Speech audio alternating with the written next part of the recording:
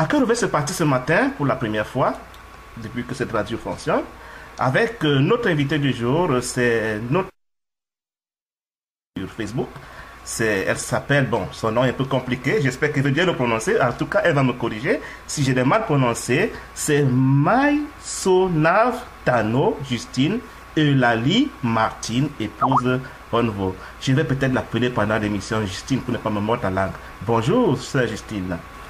Bonjour frère Guy. Déjà, je reviens sur mon nom, oui, que tu as un tout petit peu écorché. Oh, désolé. Pas complètement, je reconnais.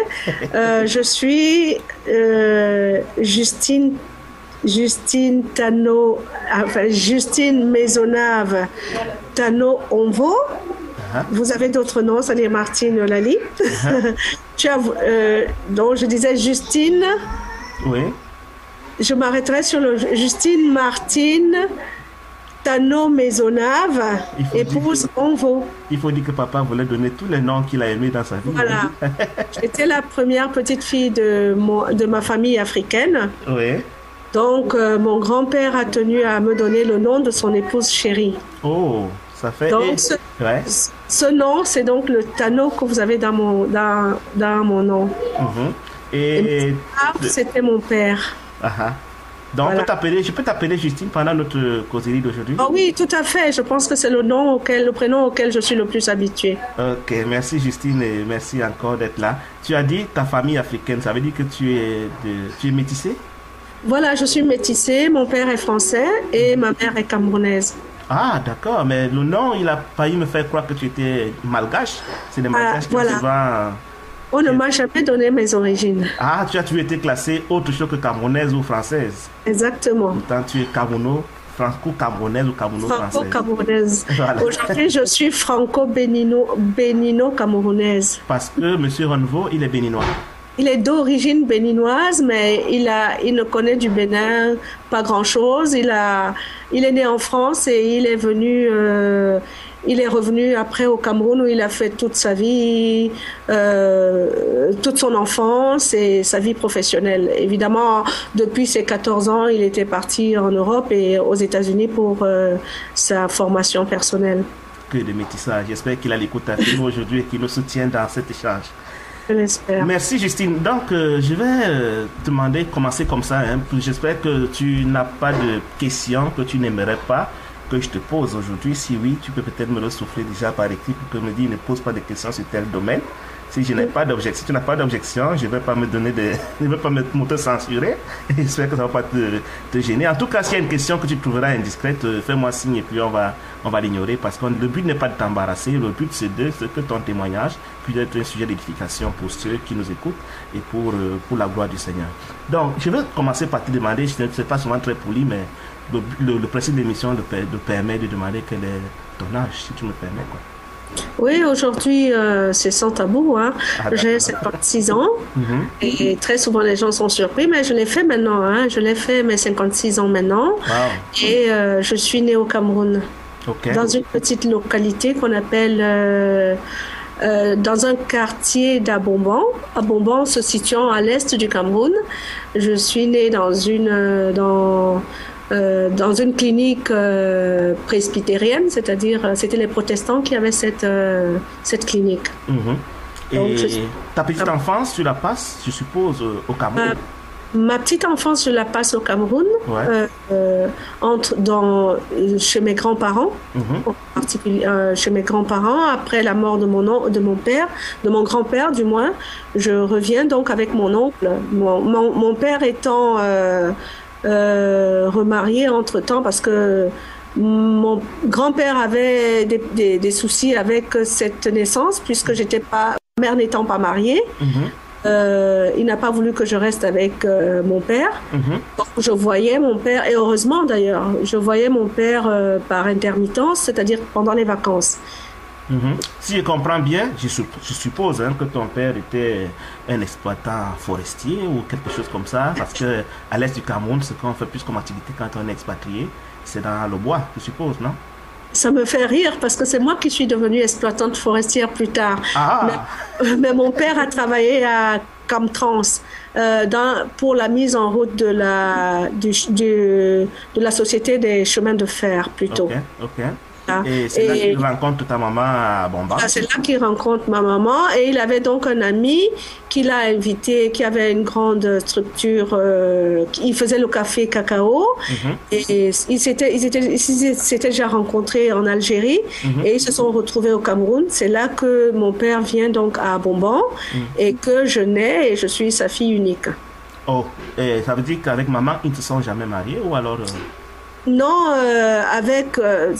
pour mon grand-père qui était très pieux et très conservateur, et puis il avait une certaine aisance, hein, matérielle. C'est-à-dire que quand j'arrive dans ma famille française plus tard, je me rends compte que c'est vrai que mon père et ma mère ne pouvaient pas aller ensemble. Parce que, vous savez, en Afrique, on a toujours l'impression que les Blancs ont tout.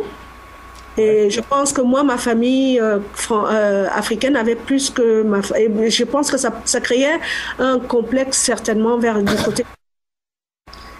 Donc la famille maternelle était plus nantie en termes de biens matériels que la famille paternelle et ça n'aurait pas pu être compatible. C'est-à-dire que quand la famille de l'épouse est plus nantie que la famille de l'époux, ça crée des problèmes pour un mariage, c'est ça, Justine? Non, je pense que c'était de leur temps. Hein, et il faut dire que quand le blanc, je pense que ça reste encore dans beaucoup d'esprits comme ça. Le blanc, quand il arrive en Afrique, et moi je suis née en 57, c'est-à-dire avant les indépendances, donc trouver une famille qui était comme la mienne, parce que ma grand-mère avait quand même des domestiques. Wow. Elle avait les premières machines à écraser. Elle avait deux domestiques, c'est-à-dire un cuisinier et quelqu'un qui lavait le linge.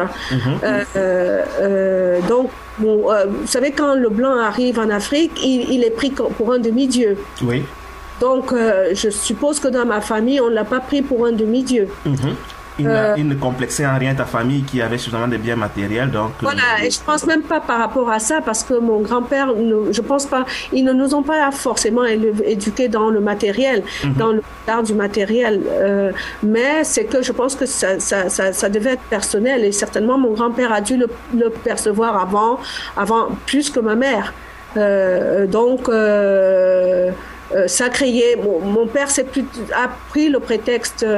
Il venait de perdre sa sœur qui était morte en couche, et il avait du mal à accepter. Il se disait qu'il allait faire que ma mère meure aussi. Il voyait ma mère en train de mourir parce qu'elle attendait un enfant. Oui. Voilà, alors, donc le prétexte lui a servi pour... Voilà, pour un peu s'éloigner. Mon grand-père a dit non, il n'était pas question, et que moi, j'étais sa première, le deuxième enfant, petit-fils qui l'attendait. Et à cause de ça, ma mère, ayant parlé de ça à ses parents, mon père est reparti, parce qu'il faut dire qu'il n'était pas aussi sur Abomban, hein, il est reparti sur Yaoundé. D'accord. Et par la suite, moi je suis donc née, et bon, j'ai commencé donc ma vie avec mes grands-parents. Et ma mère, tout de suite, bien sûr, elle avait beaucoup de prétendants, parce que ma mère, elle était un peu plus belle que moi, on me dit. Hein. Ah. Et elle est plus jolie que moi, on m'a toujours dit. Et tout de suite, en fait, mon père, en étant rentré sur Yaoundé, s'est retrouvé avec une autre femme, en fait. Elle s'est retrouvée avec une autre femme, et ceci étant venu aux oreilles de mon grand-père, il a dit que non, moi, je ne pouvais pas être éduquée par mon père de ce fait-là. En réalité, Justine n'a jamais connu une vie de famille, papa et maman, et puis Justine ensemble, dans un mélange. Exactement. Et ça, en fait, si je veux en venir là, c'est parce que depuis petite, j'ai toujours eu à cœur, si je vous dis tout ça, c'est parce que j'ai eu en fait 3 pères, 3 mères. Parce que je suis d'abord élevée par mon grand-père qui me chouchoutait. Je suis élevée par mon grand-père et ma grand-mère. Ensuite, mon grand-père meurt quand j'ai 6 ans. Je repars donc avec mon oncle. Et j'ai également mon père. Donc, chacun d'entre eux a sa femme. Donc, j'ai vraiment 3 mamans. Et 3 papas. Voilà. Et les Ça- trois couples ont impacté ta personnalité.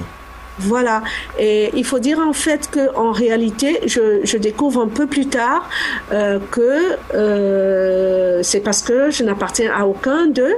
Mais en réalité, mon père, j'ai toujours considéré que Dieu, depuis petite, hein, Oui. parce que mon grand-père étant très pieux, nous nous réveillions à 5 heures tous les matins. Depuis mes 3 ans, hein, je me réveillais à 5 heures du matin pour prier. Oh, Et nous étions catholiques. il faut le faire. Et tes études, les études primaires, si tu nous permets, comme ça, tu les fais au Cameroun aussi, Je l'ai secondaire? fait.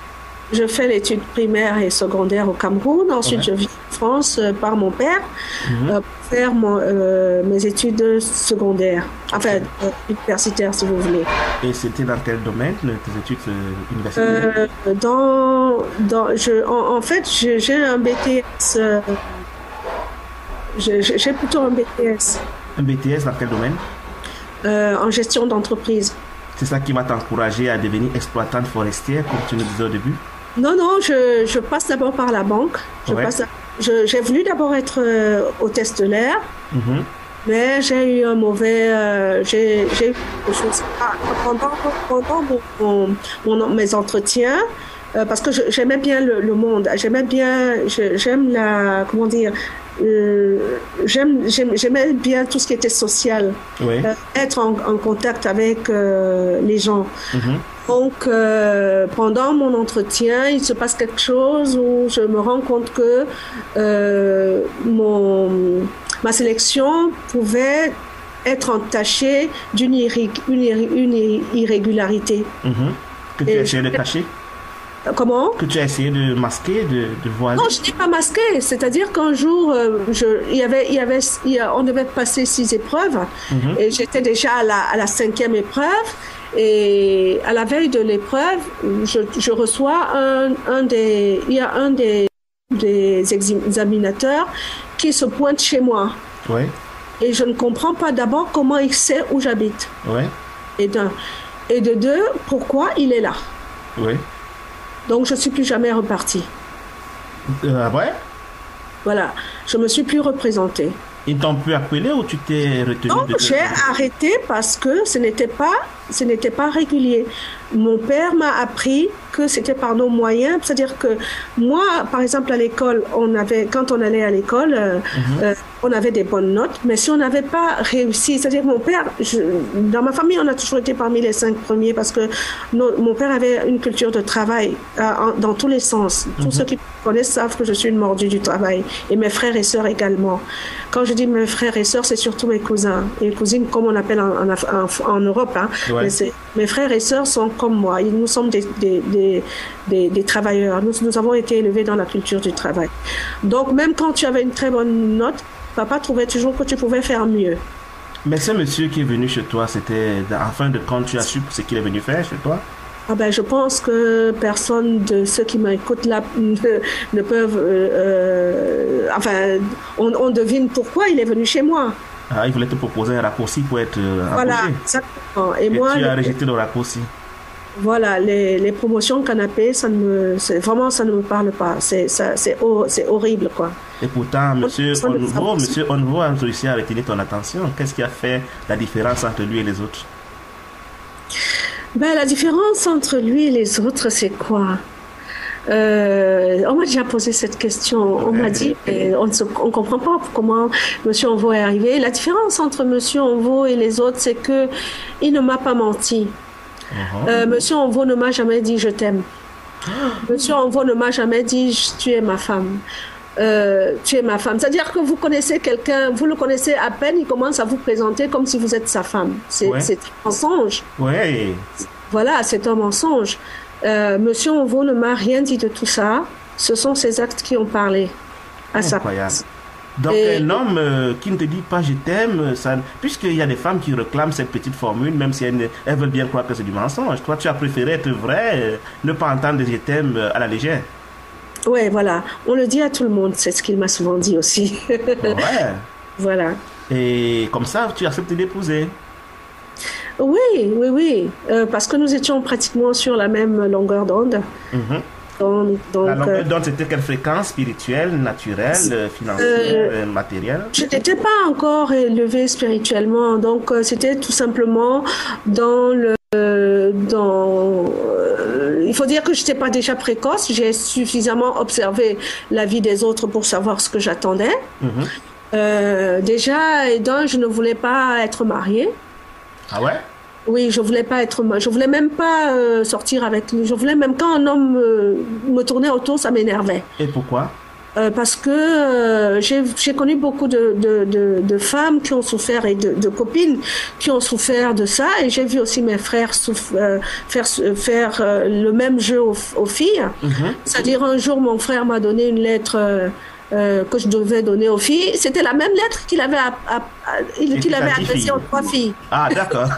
Voilà. Avec les mêmes termes, le même amour déclaré, voilà, les mêmes projets. Et tu as dit, les hommes, ils sont tous des menteurs. C'était un peu ça. Et je suis passée par l'AGEC. M'avait aussi formé, c'est-à-dire que voir, juger et agir. Donc, j'observe beaucoup, je juge, je prends le temps de juger avant d'agir. Et donc, quand tu trouves la perle rare, vous vous mariez, vous avez des enfants, c'est ça? Voilà. Aujourd'hui, vous en avez combien? 3. De quel âge? 35 ans, 30 ans et 19 ans. Autant dire que Justine est déjà grand-mère. Voilà, wow. De 2 petits-fils. Ils sont avec toi en France? Actuellement, oui, comme je suis en France, ils sont là. De temps en temps, tu fais des tours au Cameroun dans ta première partie? Ouais, disons que nous habitons réellement le Cameroun, la France, et maintenant l'étranger où mon mari travaille actuellement. L'étranger, c'est pas la France, c'est un autre pays? Ouais, il est en Asie. Oh, d'accord. De temps en temps, il vient en France pour rendre visite à la famille. Ouais, et des fois, nous aussi, on y va. Les grandes filles, elles sont déjà toutes parties, mariées? Il reste que la petite de 19 ans qui fait encore ses études. Le petit bébé de maman. Voilà. Merci beaucoup, Justine, pour ce franc-parler, pour ce que Robert. Peut-être une dernière question. Tu t'occupes à quoi maintenant, professionnellement? Actuellement, professionnellement, comme j'ai souvent l'habitude de le dire, j'ai fait la banque 10 ans, j'ai été exploitante forestière 10 ans également, et quand je suis venue en France, je ne savais déjà pas que j'arriverais en France, que je serais en France, hein. Même comme j'avais les billets gratuits pour y venir, je ne savais pas que j'allais habiter la France. Je suis arrivée en France parce que ma dernière fille était supposée avoir des problèmes, c'est-à-dire qu'on m'a demandé, c'est la première fois que je l'entendais, qu'elle devait passer par une orthophoniste. Je croyais donc que ça se passerait en 2-3 séances chez le médecin, mais j'ai vu que c'était une profession complètement différente. On m'a obligée donc à rester là pour une scolarité. Donc, c'est comme ça que je commence ma vie en France. Je n'étais pas programmée pour la France. Dieu merci, j'ai laissé mon entreprise en pensant revenir. Ouais. Mais je ne suis pas revenue. Ça s'est bien passé avec mon bailleur. Je lui devais des loyers. Un jour, je l'ai rencontré ici en France. J'étais confuse. Il me dit, non, vous n'avez pas à être confuse. Je lui ai donné toutes mes adresses. Je lui ai dit, appelez-moi dès que vous êtes de passage en France, qu'on règle le problème. Il m'a jamais appelé, il m'a revu au Cameroun, il m'a jamais rien demandé. Tout ça, je pense que c'est la grâce de Dieu. Dieu m'a toujours, depuis petite, il a toujours été mon père, hein, vraiment mon père. Et je vais vous dire même que la première fois que j'ai entendu que Jésus-Christ était le Fils unique, j'entendais toujours parler de Jésus-Christ, mais le jour où j'ai entendu qu'il était le Fils unique de Dieu, j'étais jalouse. J'ai piqué, je vous dis, une crise. Pourquoi il est le seul, le fils unique, alors que je ne veux aussi sur mon papa? Je suis allée voir mon aumônier, j'ai dit, mais attends, j'entends quelque chose là. Ou bien c'est les gens qui savent pas ce qu'ils disent, mais Dieu, on me dit, Jésus-Christ est le fils unique de Dieu. Je suis sa fille. Je suis sa fille. Mais comment est-ce que vous ne le savez pas? Je crois qu'il avait ri et aujourd'hui j'en ris aussi. Mais bon, mais c'est vrai que je le prenais vraiment comme ça. Quand j'avais besoin de quelque chose, c'est à lui que je demandais. D'ailleurs, ma première jupe plissée, je me souviens toujours, les petites jupes plissées étaient sorties et je ne pouvais plus le demander à mon père parce que je savais qu'il n'allait pas me...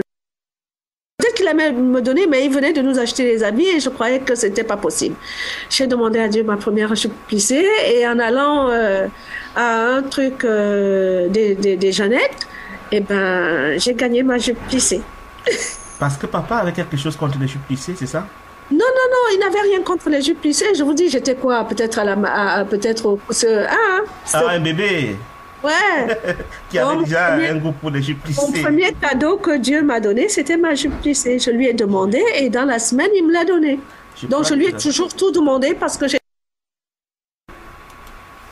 La droite de l'Éternel a écrasé l'ennemi, un cantique chanté par Charlie Perrier qui en met souvenir de Moïse, qui après avoir traversé la mer Rouge à sec, par la grâce du Seigneur, et cette même mer Rouge qui a englouti Pharaon et son armée, qui était à la poursuite du peuple d'Israël, et Moïse témoignant de ce qu'il a vu, la puissance de l'Éternel qu'il a délivré ainsi de Pharaon, a chanté ce cantique pour rendre grâce au Seigneur. Des personnes qui ont expérimenté la puissance du Seigneur, on en connaît, et je crois que entendre le début du témoignage de Justine, nous allons en apprendre de belles quant à quelqu'un qui déjà à l'âge de 7 ans, 8 ans, qui a fait une demande au Seigneur et a vu cette demande exaucée. Je parie qu'elle va nous en raconter de belles par rapport à son témoignage avec le Seigneur. Justine, nous revenons à ton témoignage maintenant pour parler un peu de ta relation avec Dieu qui semble avoir commencé très tôt. Tu nous dis qu'à 3 ans, ton grand-père te levait pour les réunions de prière le matin. Raconte-nous comment un enfant de 3 ans acceptait cela avec joie que de se lever à 5 heures du matin chaque jour pour prier. Ça se passait comment dans ton cœur?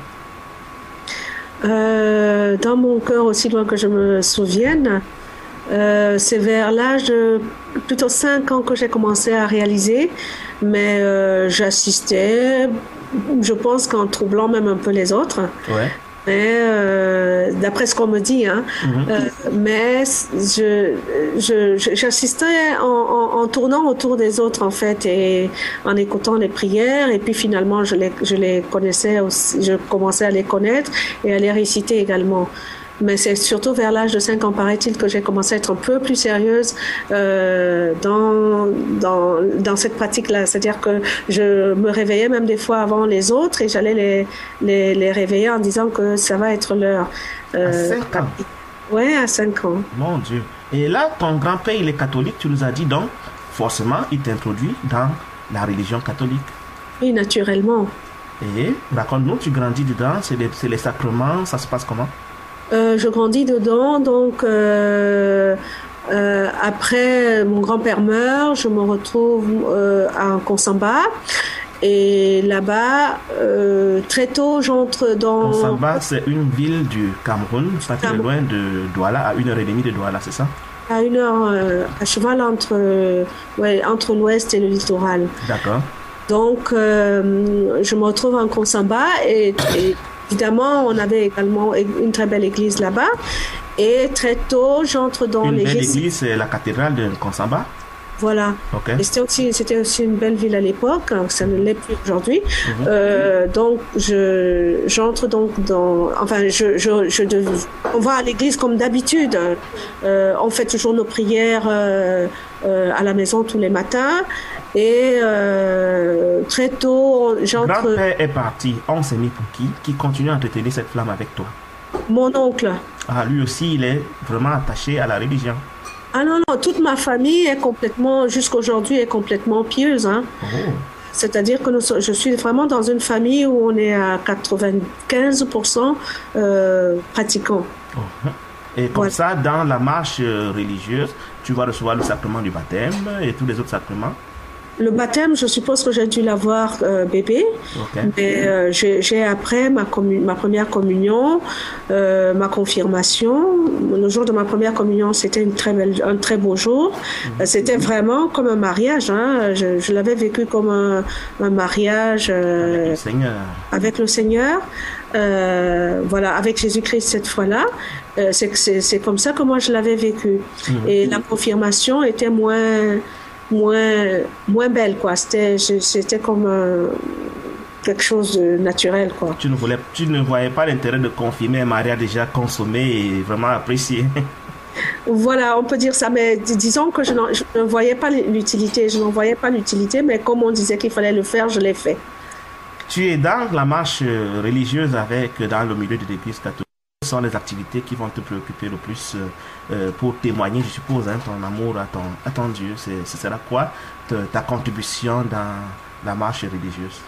Ouais, je reviens donc sur mon baptême, ma communion, ma confirmation. J'ai jamais été mariée religieusement, je l'avais refusé. Maintenant, au niveau de mes activités, c'est ce que tu m'as demandé, hein, Oui. Au niveau de mes activités, est-ce que tu peux reprendre ta question? Je me souviens que dans la marche religieuse, on a souvent envie de pratiquer des choses pour apparaître, enfin pour servir Dieu. Hein. Ce sera peut-être les chansons, la chorale, ce sera l'évangélisation, je ne sais pas moi quoi. Comment est-ce que tu te rendais utile dans la vie religieuse par rapport à ton Dieu? Voilà, dès petite, j'étais en train de le dire, j'étais rentrée dès le primaire, hein, j'étais rentrée dans un groupe des Jeannettes, où on nous apprenait à prendre plus ou moins, ce qui m'avait le plus marqué, c'était que on allait souvent en forêt et on cueillait les herbes, on nous montrait à quoi servaient celui qui savait soigner avec une herbe le disait, et on apprenait comme ça les uns des autres avec la nature ce qu'on pouvait utiliser de la nature. Bon, je sais pas à quelle fin c'était, mais parce que plus tard, on s'est rendu compte qu'on était en contact avec le Monseigneur Ndongmo, dont on connaît la marche. Par la suite, je deviens gessiste, c'est-à-dire au secondaire, au lycée, je deviens donc gessiste, jeunesse estudiantine chrétienne. Et là, il s'agit donc d'aller dans les hôpitaux, dans les quartiers, pas évangélisés, hein, parce que nous, on ne connaissait pas vraiment ce que c'était l'évangélisation. On savait qu'on chantait, on savait qu'on faisait une prière, on allait puisque cette fois-là, mon père nous renvoie à Bourbon en nous disant qu'il fallait qu'on connaisse nos sources, qu'on soit en contact, parce que nous étions déjà à Douala.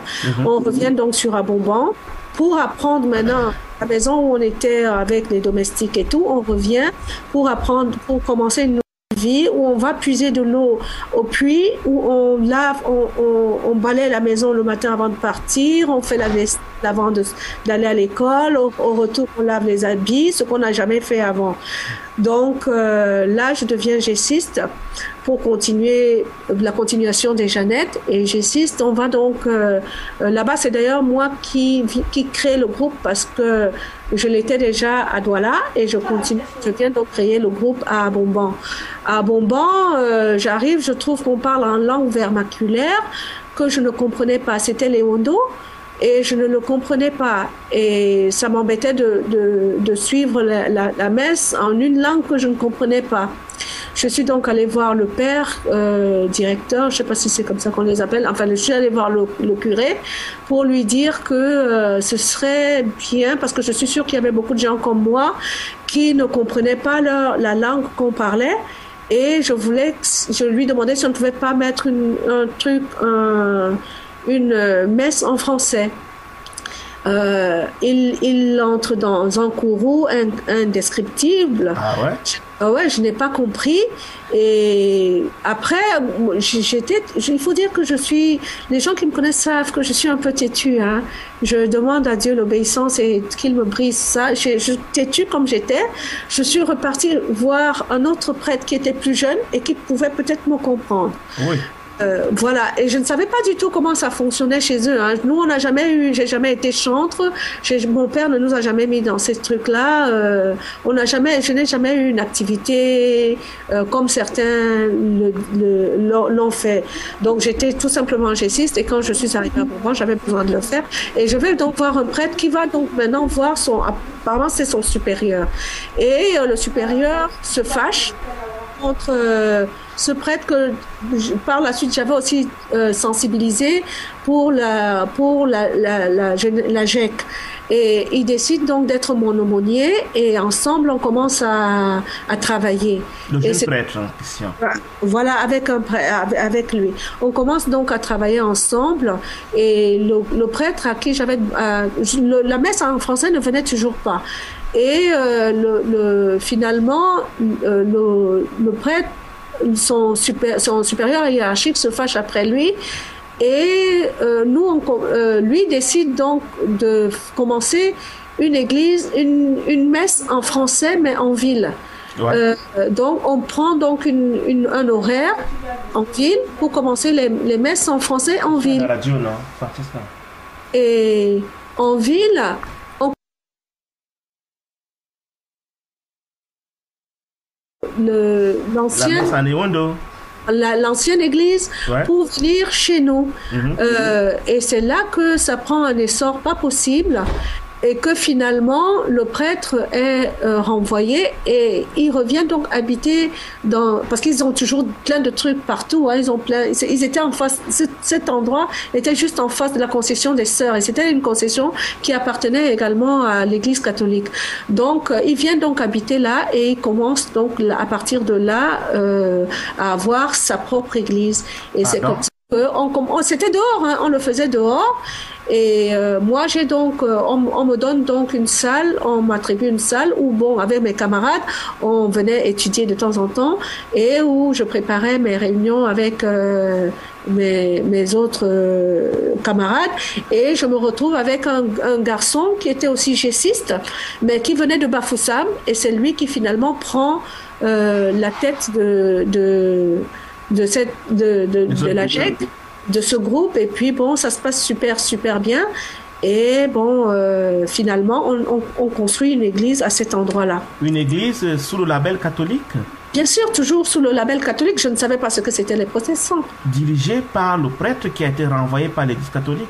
Non, il n'a pas été renvoyé en tant que tel. Disons qu'il était toujours prêtre, Ouais. mais ne s'entendant pas avec Son supérieur. il a quitté de l'autre côté pour venir en ville, là où de temps en temps eux faisaient des réunions en fait c'était les frères qui étaient de passage qui habitaient cette concession.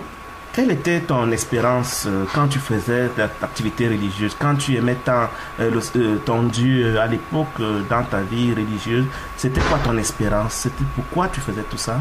Quelles étaient tes attentes? Je n'avais aucune attente, hein. C'était ma vie. Je n'avais aucune attente, c'était le naturel de ma vie.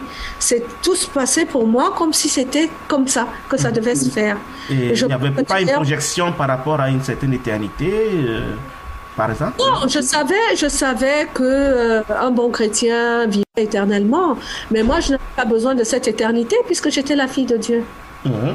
Donc tu avais commencé à vivre ton éternité. Je savais que quand je mourrais, j'irais retrouver mon père. Tu tenais cette assurance J'avais cette assurance. Aujourd'hui, je l'ai moins, mais j'avais absolument cette assurance. Ah, et ça, on va revenir, hein. Tu retiens cette phrase, tu l'as moins. Mais je voulais peut-être te demander aujourd'hui, qu'est-ce qui a fait le déclic? Qu'est-ce qui a fait qu'à un moment donné, tu as découvert autre chose? Parce que je suppose qu'aujourd'hui, tu n'es plus dans la religion catholique. Voilà, ce qui se passe d'abord, je passe par un groupe. Ouais. Par un groupe, un jour, j'ai eu des problèmes. Mm-hmm. En fait, quand je suis partie du Cameroun, j'ai créé une entreprise ici. Ici en France, parce que j'avais laissé l'exploitation forestière où j'étais chef d'entreprise moi-même. C'était ma société. Et j'arrive en France, je commence une autre activité et qui se passe très très bien aussi. Et à un moment donné, je commence à avoir des problèmes. Comme j'étais partie du Cameroun, j'avais déjà des problèmes là-bas avec quelqu'un. Des problèmes en affaires, en business? Non, c'était des problèmes personnels. Ok. C'était quelqu'un qui me voyait comme sa femme et qui ne comprenait pas autre chose que ça. C'était un ami de ma famille et qui, par la suite, apparemment, aurait fait des pratiques sur moi. Et au lieu que je continue à le fréquenter, j'ai commencé à le mettre très loin de moi. Et il est parti jusqu'à vouloir me tuer. Incroyable, mais il est parti jusqu'à vouloir me tuer. Et de là, j'ai vraiment beaucoup d'accidents dans mon entreprise et tout. Et il ne s'en cachait pratiquement pas. Donc, je pars du Cameroun en ayant plus ou moins ce problème. Et quand j'arrive ici, je reste donc cantonnée dans la prière. Souvent, je dis à mes frères et sœurs que des fois, j'avais cette arrogance chrétienne Et que quand tu étais chrétienne, tu n'avais pas besoin de plus de protection, ou plus de prière, ou plus de machin, ou plus de, je sais pas. Donc, et puis il faut dire que mon activité forestière me prenait beaucoup de temps, donc je n'avais plus autant de temps à consacrer à la joc, à tout ce que je faisais avant. Mais je continuais à aller à l'église tous les matins et j'allais tous les dimanches à l'église. Donc, j'arrive en France en ayant laissé ce problème. Et quand j'arrive en France, je dis à Dieu, pourquoi tu m'as fait partir? Maintenant, j'ai un loyer, j'ai tout ça. Je ne t'ai pas demandé la richesse, mais au moins, j'ai demandé à nourrir les enfants que tu m'as donnés. Ce ne sont pas mes enfants, mais maintenant, si tu veux que ça se passe autrement, je ne sais pas, mais franchement, il faut que tu t'occupes de nous. Donc, j'entre je commence dans cette entreprise qui commence à marcher et je priais déjà parce que j'avais un antécédent où je voulais me protéger. Alors, j'ai un neveu qui vient me dire, ah, Tantine, tu sais quoi, tu sais pas prier. Je vais t'amener dans un groupe de prière et puis, quel est même ton guide spirituel? Je dis, c'est quoi ça, guide? Tu voulais te protéger de ça que ce monsieur t'aurait jeté quand tu quittais le Cameroun, c'est ça? Voilà, quelque chose comme ça. Okay. Donc, mon neveu arrive, donc il voit que je prie beaucoup. Il me dit, mais Tantine, je crois que tu ne sais pas, tu crois que tu sais prier, mais tu ne sais pas prier. Il me demande si j'ai un guide spirituel. Je lui dis, c'est quoi guide spirituel? Il me dit, tu vois, tu ne sais pas grand-chose. Je dis, ok, c'est possible que je ne sache pas. Donc, il m'amène, il me dit, écoute, je vais t'amener dans mon groupe de prière et là-bas, tu vas apprendre. Et effectivement, le jour où j'arrive là-bas, je suis un peu surprise de ce qui se passe.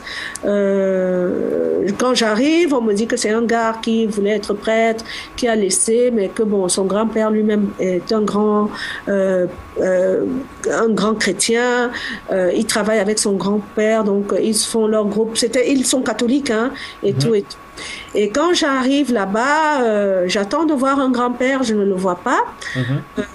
On commence donc à prier et il commence donc par le Je vous salue Marie. Moi j'avais confiance, hein, mais subitement, bon, je ne vois pas le grand-père. Bon, comme je suis souvent très curieuse et que les gens me le reprochent souvent, je n'ai rien dit. J'ai dit, j'allais dire, mais on commence sans le grand-père, c'est bizarre. Bon, je me suis dit, après tout, je ne sais pas comment il fonctionne. Peut-être le grand-père est allé se balader et qu'il va arriver. Il va nous trouver. Et dès qu'on a commencé le Je vous salue Marie, même pas 3 minutes après, le gars sursaute et puis il y a une autre voix qui commence à prier avec nous. Et en lui, ce gars. Je vous salue Marie. Et la voix priait en lui. Voilà. Oh. Et une autre voix vient et on continue de prier. Et après, quand la prière de Je vous salue Marie est finie, la voix nous dit Luga boye su Christo.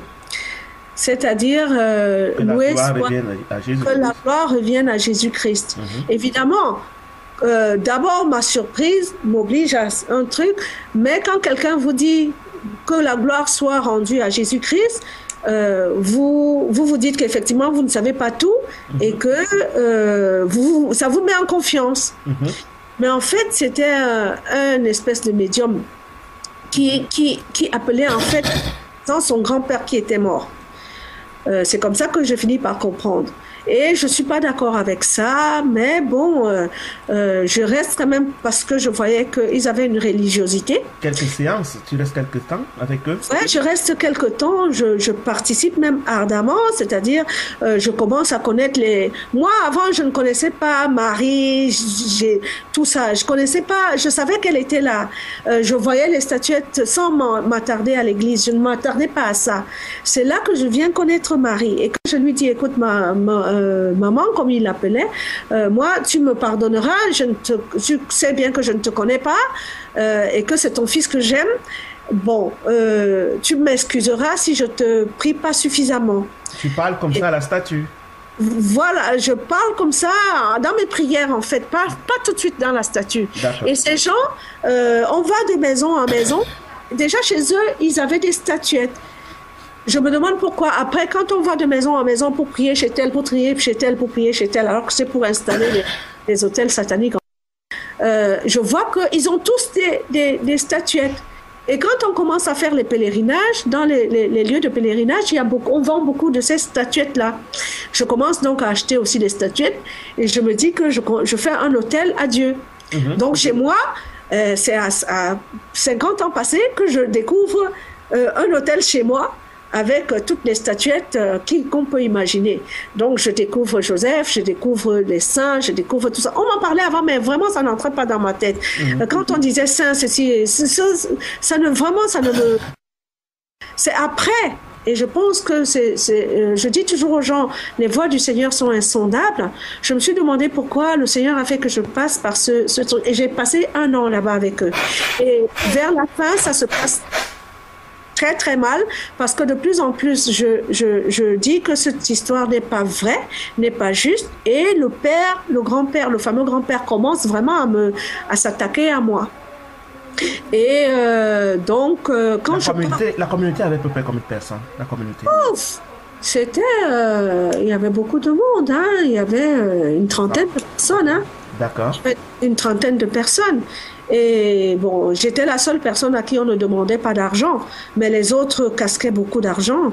J'entendais des trucs genre le grand-père a dit ci, le grand-père a dit ça, demandait des sommes pas possibles, des 1500. Un grand-père que personne ne voyait jamais, personne ne savait. Voilà, il nous donnait même des versets bibliques, hein. Il intervenait, pendant qu'on priait, il arrivait, il commençait à parler. Et puis, je remarquais qu'en fait, les gens, alors je leur disais, mais je ne comprends pas que nous venons ici pour le Créateur, mais c'est plutôt la créature que vous attendez. Parce que les gens ne venaient pas pour Dieu, mais ils venaient pour entendre ce que le grand-père disait sur les uns et les autres. Le grand-père faisait des sortes de prophéties. De divination. Oui.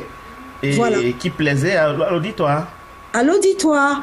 Et nous commencions à être 2 ou 3 qui n'étions plus tellement dans cette histoire-là. Donc, et puis la vie de ce gars-là même ne correspondait pas à la vie d'un chrétien.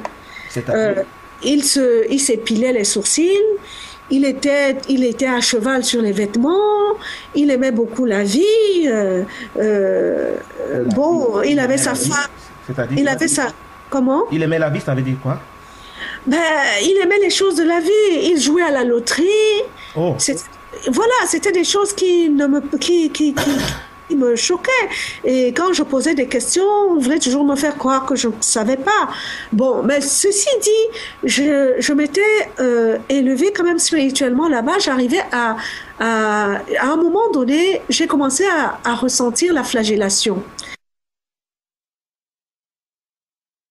Je pleurais, c'est-à-dire je sentais les coups de Dieu sur mon corps. Il faut se demander vraiment les coups de Dieu, Justine, si ce n'est pas plutôt ces esprits-là qui venaient te frapper, de résister à te soumettre à eux. Voilà, je sentais comme une flagellation. Et quand j'ai décidé un jour, j'ai arrêté sans leur dire, c'est mon neveu qui m'a amené là-bas qui a été possédé. Et et après, en 4 jours, moi j'ai réussi à le garder ici chez moi.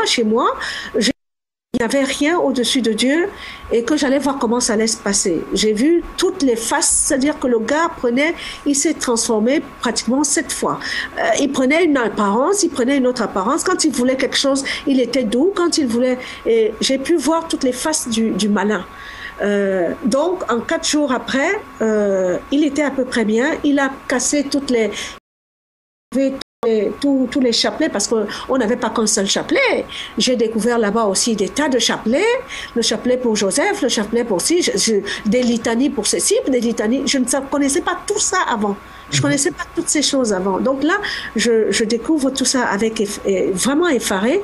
Et bon, on m'a dit, je savais pas. Et je continue. Je fais toutes ces choses. Et à un moment donné, je commence à avoir la flagellation. À un moment donné, je commence à sentir le poids du péché. C'est-à-dire que quand je fais le moindre mensonge, j'ai un mal de chien. C'est-à-dire que j'ai un mal tel que à un moment donné, un jour, j'ai pleuré pendant 1 mois pour avoir péché. Mon Dieu. J'ai pleuré pendant 1 mois. Chaque fois que j'allais à la messe, je sentais cette lourdeur. Je ne comprenais pas. Une fois, je suis allée avec ma fille. Ma fille m'a interpellée en me disant, maman, pourquoi tu pleures? Et j'ai vu une image comme Jésus, mais pas comme le Jésus qu'on nous montre, hein, curieusement. J'ai vu une image passer devant moi, Jésus en dessous d'un arbre qui me dit, qui pleurait pratiquement de ce que nous étions encore en train de le clouer. Et j'ai appelé mon mari en lui disant, le Seigneur me dit que nous sommes en train de lui faire. Je comprends pas tout ça. Ton mari t'accompagnait dans ces séances-là? Ah non, mon mari ne m'accompagnait pas. Lui, il était au Cameroun. Okay. Il est venu, comme j'aime bien qu'il sache ce que je fais, je l'avais amené quand même là-bas.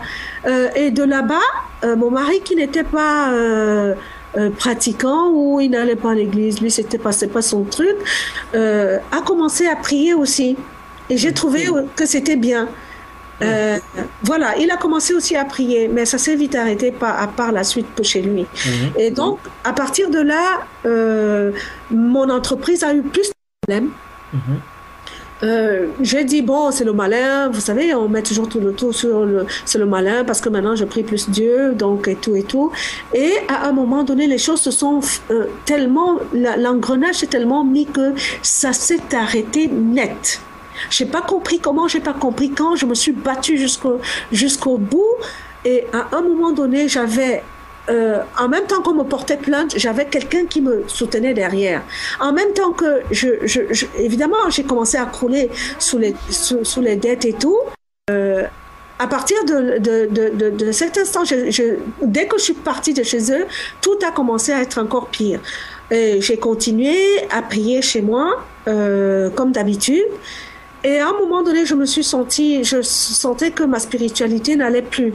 J'ai voulu rentrer au Cameroun pour être accompagnée là-bas parce que l'église, j'allais que le dimanche désormais.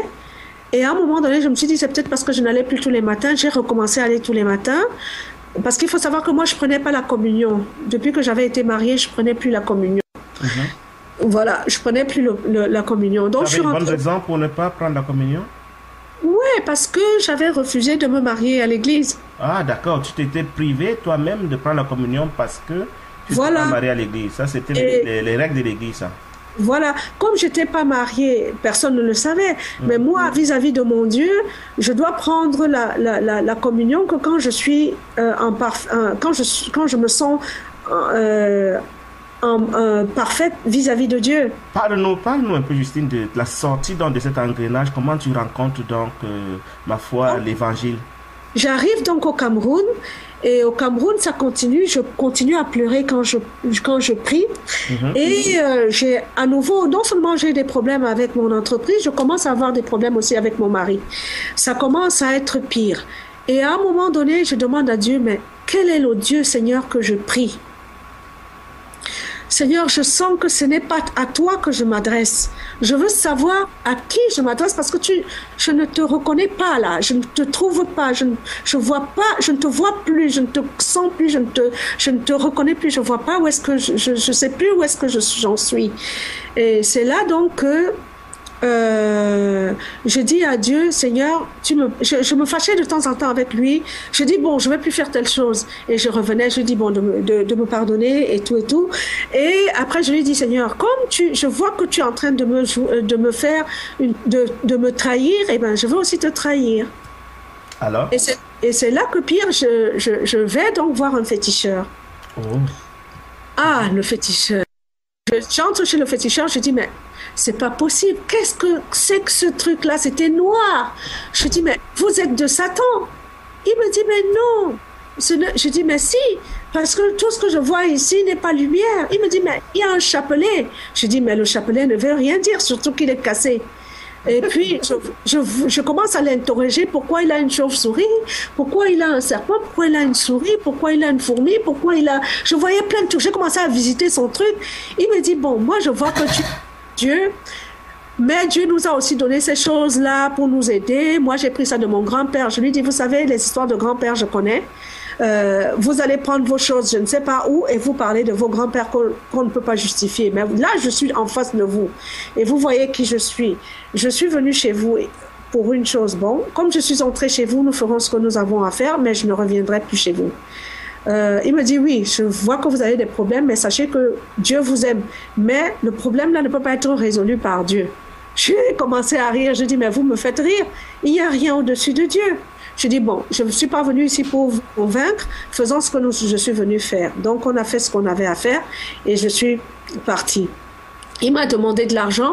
Il m'a dit, bah, je ne peux même pas vous demander l'argent parce que à partir depuis hier, vous ne devriez même plus avoir un rond. Je dis, je sais, mais ça ne fait rien. Vous aviez des choses à faire. C'était quoi avec le... Des choses à faire, savoir pourquoi tout était sens dessus, sens dessous. Ah, une sorte de consultation. Voilà une sorte de consultation. Avec un traitement potentiel. Voilà, non, je refusais tout. J'ai tout refusé. Il m'a donné l'huile de la divine grâce, de tout ça. J'ai pris et je suis allée jeter. Je suis allée d'ailleurs laisser ça dans une église, tiens. Je suis allée laisser dans une église. Ok. Et donc à partir de là, je pleure donc à la sortie de ce truc. Je dis, Seigneur, vraiment, est-ce qu'il fallait vraiment que tu me laisses passer par ces genres de conneries pour te révéler à moi? Maintenant, vraiment, parle-moi. Je veux que tu me parles. Je veux que tu me... Et à partir de là, j'ai commencé à avoir des signes. J'ai commencé à voir l'étoile. J'ai commencé à voir les colonnes égyptiennes. J'ai commencé... Voir, c'est dans les rêves, c'est dans les... Non, je les voyais comme une vision, comme quelque chose de vrai. Quand j'entrais à l'église, au lieu que j'écoute le prêtre, je commençais à regarder exactement comme ce que j'avais fait quand j'étais rentrée dans la maison de ce charlatan-là. Et évidemment, j'ai appelé tous ceux qui me connaissaient pour qu'ils demandent pardon aussi à Dieu pour moi, au cas où Dieu serait très fâché de toi. Très fâché de moi. Bon, j'ai vraiment, voilà, j'ai eu très mal de l'avoir fait. Et quand j'entre maintenant dans l'église, je commence à inspecter l'église au lieu d'écouter ce qu'on disait. Et je commence à voir qu'il y a des colonnes égyptiennes.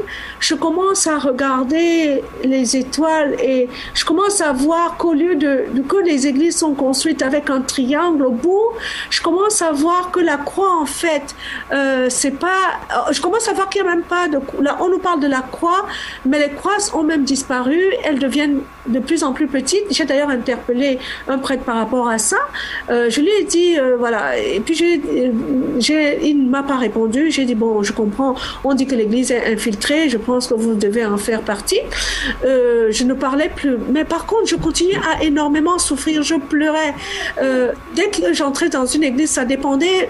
Je suppose, parce que j'avais eu la contrition du péché, je suppose du poids du péché de l'Église, suivant ce que il y avait dans l'Église comme personne ou comme acte que les gens posaient, je ressentais une très grande douleur. Je ressentais quelque chose de très lourd et de très pénible à porter. Mais jusque-là, tu n'as aucune idée de ce que c'est que les églises évangéliques, par exemple. Aucune idée. Donc, je sors de là. Et je décide, ma sœur, qui elle était déjà sortie de l'église catholique, je lui explique ça. Elle me dit, bon, c'est bien, Dieu a commencé à te toucher. Je dis, mais comment ça, Dieu a commencé à me toucher? Je lui dis, bon, à 15 heures, je vais faire mon chemin de croix. Elle me dit, tout ça te sert à quoi? Je fais mon chemin de... Quand je vois comment elle souffre quand elle me... Elle disparaît. Elle revient après. Après, je lui explique des tas de choses. Je lui dis, voilà, j'étais passée, quelque temps après, je passe dans un groupe que j'avais vu dans la rue. Un groupe évangélique et tout ça. J'entre dans ce truc. Ils font leur tralala et ils parlent du baptême et tout ça. Je dis, mais comment ça? Il faut encore naître de nouveau, tout ça, je comprenais pas. Je comprenais pas. Et ensuite, moi, je continue mon petit chemin. Et un jour, je dis, mais au fait, il faut que je laisse même tous les livres que j'ai là. Pourquoi j'ai la Bible et je ne la lis pas? Je commence donc à lire la Bible. Parce qu'avant ça, la Bible, c'était pour toi un livre de décoration que tu ne lisais pas. Un livre de décoration, je ne lisais que pour les psaumes. Les psaumes parce que j'avais des problèmes et je choisissais les psaumes suivant mes problèmes. Je connaissais que les psaumes. Ce jour-là, je veux lire le psaume. Je n'arrive pas à lire le psaume. Je dis, bon, il faut que je trouve une lecture. Je dis, Esprit Saint, est-ce que tu peux m'aider? D'abord, je voulais faire une neuvaine à l'Esprit Saint. Quand je veux faire la neuvaine à l'Esprit Saint, au bout de 3 jours, l'Esprit Saint me demande, c'est même l'Esprit Saint qui m'avait amené vers la Bible. Il me dit de ne pas prier et de prendre plutôt ma Bible. Je prends donc ma Bible et au moment où je veux faire les sommes, parce que j'entrais toujours par les sommes, je ne peux pas lire le somme. Je commence donc par 1 Jean 1. Je lis donc 1 Jean 1, je suis époustouflée. Je termine le 1 Jean et j'attaque le 1 Jean 2. Ça, c'était pratiquement pendant la semaine. Je me rends compte que je ne faisais plus mes trucs. Je dis au Seigneur, pardon, excuse-moi parce que je ne fais plus les prières habituelles. Et chaque fois que je priais, les prières que je faisais m'amenaient toujours pas sur tout ce que l'Église enseignait, mais j'avais acheté un livre comme ça et ça m'amenait toujours vers la prière du bâton de Moïse. C'était comme un exorcisme. Ouais. En fait, je demandais au Seigneur pourquoi cette prière. J'ai fait cette prière pendant 1 an. Je ne savais pas, je voulais prier quelque chose, mais ça m'a ramené toujours vers le truc de Moïse. Et après, j'ai compris. La prière du bâton de Moïse, c'est dans un petit livre ou alors c'est quoi ça? C'est dans un grand livre, hein, c'est dans un grand livre considéré un peu comme, en tout cas, un livre de référence pour les religieux? Non, eux-mêmes ne connaissent pas beaucoup ce livre-là. Quand je leur ai présenté ce livre, ils ne le connaissaient pas. Et beaucoup de gens ne connaissaient pas ce livre. Je l'avais acheté dans un comptoir, dans un comptoir religieux quelque part. Bon, parce que j'y allais tout le temps quand j'étais dans ce groupe-là. On nous faisait tout le temps des trucs sur Joseph, sur machin. Donc, il fallait tout le temps avoir des livres correspondant aux prières qu'on devait faire. Et c'est là que je suis sortie du sentier battu. J'ai acheté ce livre-là.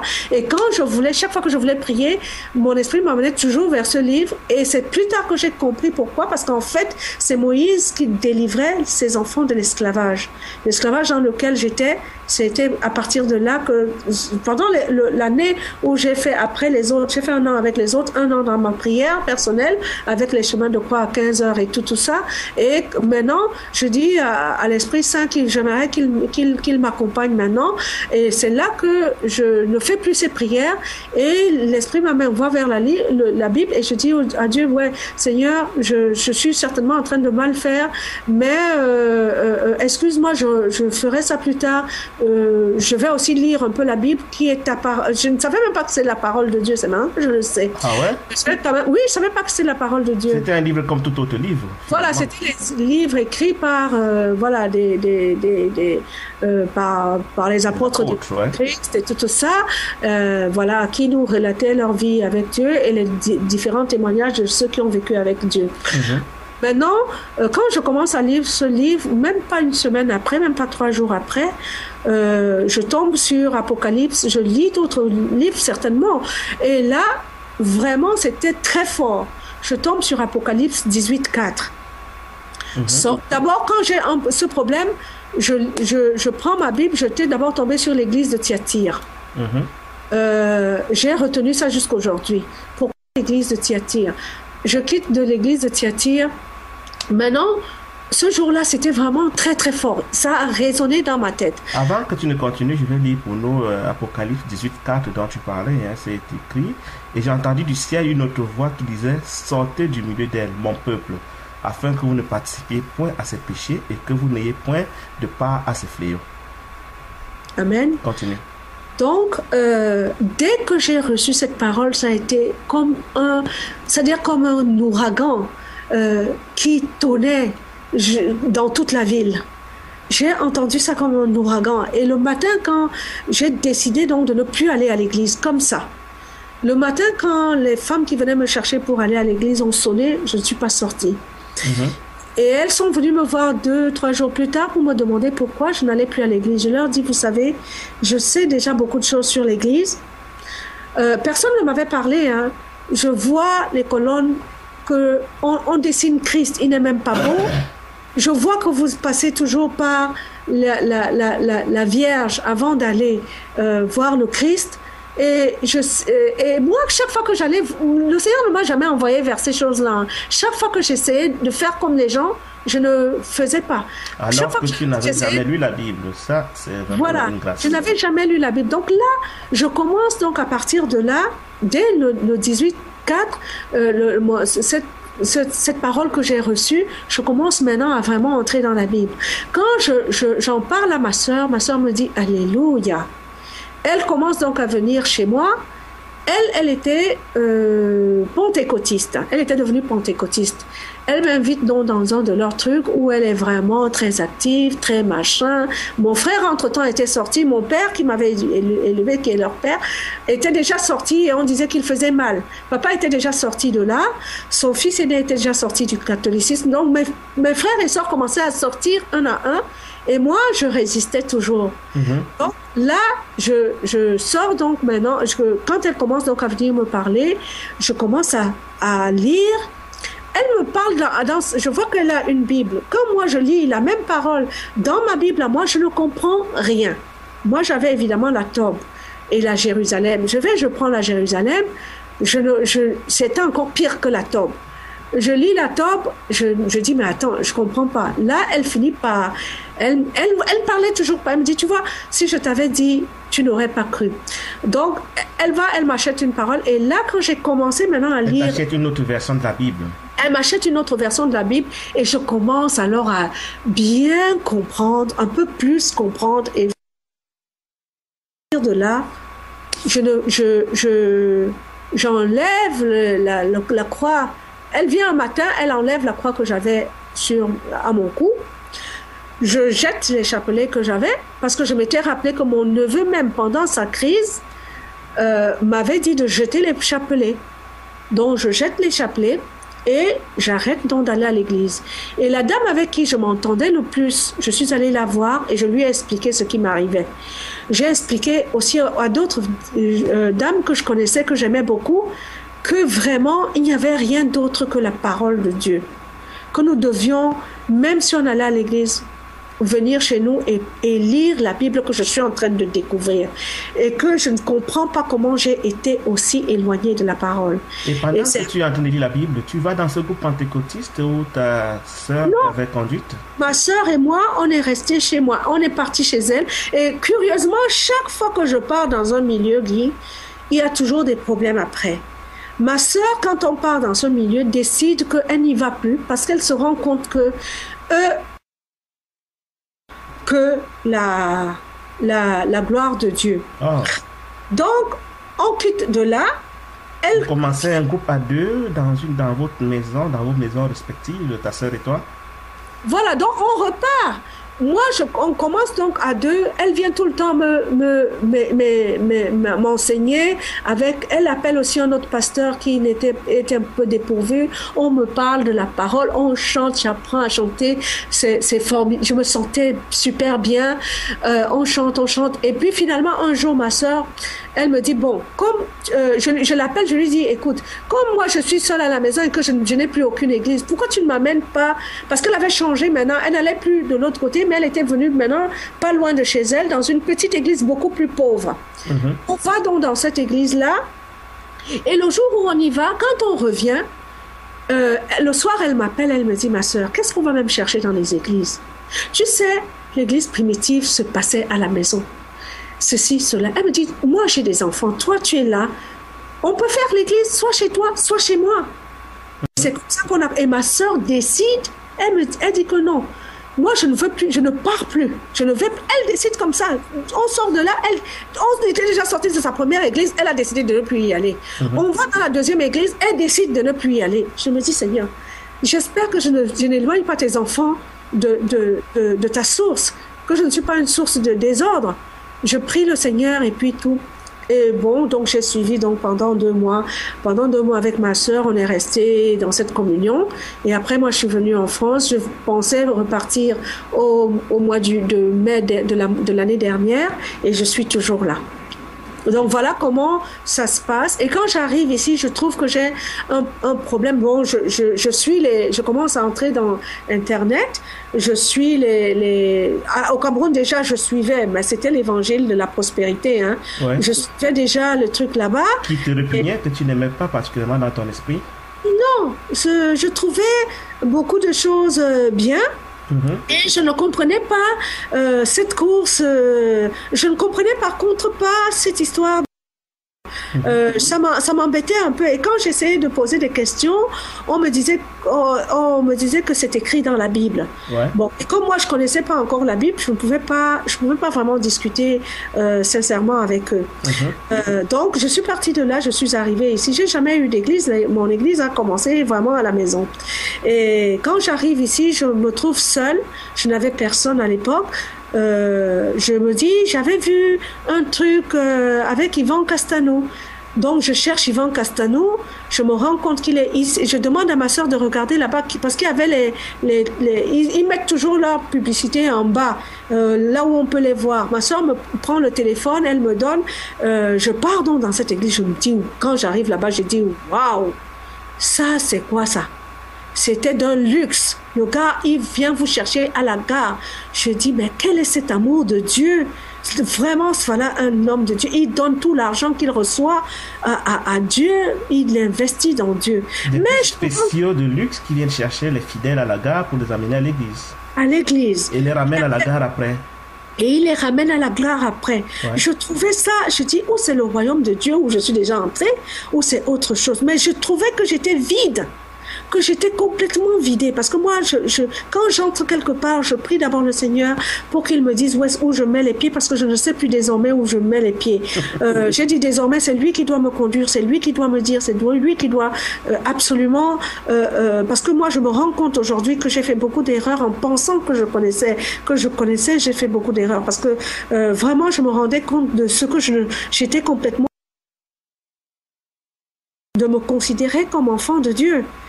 Et voilà, je commençais à me poser des questions. Et à chaque fois, le Seigneur me disait, ne t'inquiète de rien, je suis avec toi. Des fois, quand j'ai même des problèmes avec quand je me dispute avec ma sœur a donc commencé à améliorer ma façon de parler, à améliorer mes pensées, et à me dire que c'était mes pensées qui influençaient sur mon comportement et sur la traduction de ce que j'avais. Au travers des enseignements bibliques. Voilà, au travers des enseignements bibliques, elle me disait pour telle chose, pour telle chose, pour telle chose. Donc, elle venait dans la parole, elle dit, attends, on va aller dans la parole de Dieu. Elle me dit, bon, elle ne me disait pas que les femmes ne peuvent pas enseigner, hein, j'étais sa sœur, et donc, au fur et à mesure, notre petit groupe s'est étoffé avec les gens que je connaissais qui venaient également rentrer, et à partir de là, j'ai commencé, quand je suis arrivée ici, au bout de la troisième, quand je suis partie la troisième, m'a amené mes petits fois fils. Dans quelle assemblée? À ICC. D'accord. Parce que j'étais vide, j'avais envie d'entrer. J'ai dit, je ne peux plus rentrer à l'église catholique. J'avais besoin d'entrer là où il y avait des frères et où je pouvais recevoir quelque chose du Christ. Tu fais donc 3 réunions à ICC et après? Je vais donc à ICC au bout de la troisième. Sa femme étant modératrice, elle vient donc pour faire la modération devant l'écran là et tout. Et elle fait le signe du diable. Je dis, Seigneur, qu'est-ce que c'est? Et comme j'avais déjà... Édifie-moi, le signe du diable, moi je connais pas. Avec les doigts, tu sais. D'accord. Je vois ce qu'on voit sur Internet, là, 2 doigts pliés et puis 2 doigts dressés, c'est ça? Voilà, voilà. Elle fait ce signe-là, je dis merci Seigneur. Et à partir de là, je suis plus partie. Et donc, de fil en aiguille, je tombe sur Jésus-Christ TV. De fil en aiguille, c'est quoi ça, Jésus-Christ TV, si tu peux édifier les auditeurs? Jésus-Christ TV, c'est une télévision avec un jeune, et ça se passe aux États-Unis. Il est aux États-Unis et il dénonçait, et c'est pas à partir de lui que j'ai commencé à faire la différence de langage dans les prédications que j'écoutais. Et à partir de là, j'ai commencé à sélectionner aussi les gens que j'écoutais. Donc, j'ai enlevé les Mamadou les Karambiri, je l'écoutais plus beaucoup. ICC, évidemment, j'avais arrêté parce qu'à un moment donné, quand je suis partie à Bangkok, je sortais de ICC. Pour retrouver ton mari, il est à Bangkok, voilà. C'est ça? Voilà, oui, c'est ça. Et eux, ils passent à la télé à 14h, à partir de 14h. Ouais. Mais je me suis rendu compte que je n'arrivais plus j'écoutais correctement tous les autres trucs qu'il faisait, mais quand je voulais écouter l'église, je n'arrivais plus à entrer en connexion, en réunion avec cette église.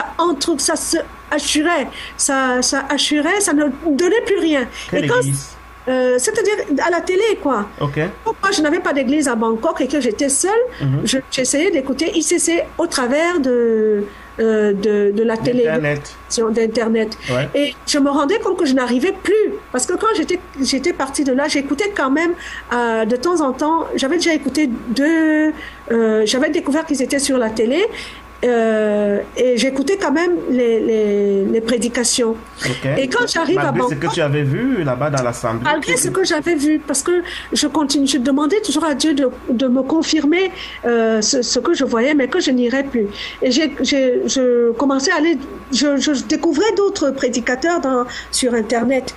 Les uns. De Jésus-Christ TV, tu vas apprendre certaines choses par non.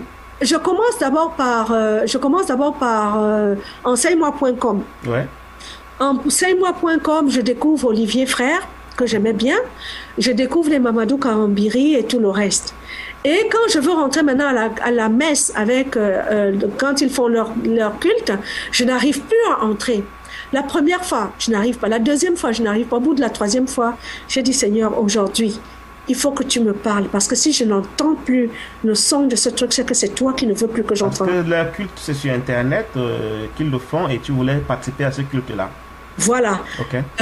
Pour quand même me sentir... dans une communauté. Je dis à Dieu, aujourd'hui, il faut vraiment que tu me parles, parce que je vois que ça fait la troisième fois que j'essaye d'entrer dans cette radio, je n'arrive pas à rentrer. Vraiment, si c'est toi si c'est ta volonté, Seigneur, coupe-moi toute communication. Ok. Et à partir de là, même l'ordinateur est tombé en panne. Oh. Ça, c'était pour entrer dans enseigne-moi.com que tu as cette difficulté. Ça, c'était pour entrer dans enseigne-moi.com. Okay. Donc, à partir de là, je n'ai plus été connectée. Tu as pu faire des efforts pour essayer d'entrer dans enseigne-moi.com. Voilà, j'ai commencé à faire des prières un peu comme ma sœur m'apprenait. Je ne savais même pas encore prier parce que j'étais encore dans les mantras de Je vous salue Marie là. Oh. J'avais encore cette culture là. Je ne savais pas encore, je voyais comment les gens priaient, je comprenais pas comment eux arrivaient à avoir autant de mots. Et moi même, j'avais beau me concentrer, je n'arrivais pas à dire les 1/10 de ce que eux disaient. Alors, je restais parce qu'on me disait que même dans le silence, le Seigneur est présent. Donc, je faisais le silence devant Dieu et je lui demandais, Seigneur, prends ce moment pour toi et enseigne-moi ce que tu peux m'enseigner. Apporte-moi ce que je dois avoir. Parce que les hommes m'ont menti. Toi seul est le chemin. Je lis désormais ta parole. Et donc, à partir de là, j'ai acheté une Bible à mon mari. Je lui ai amené une Bible et tout et tout.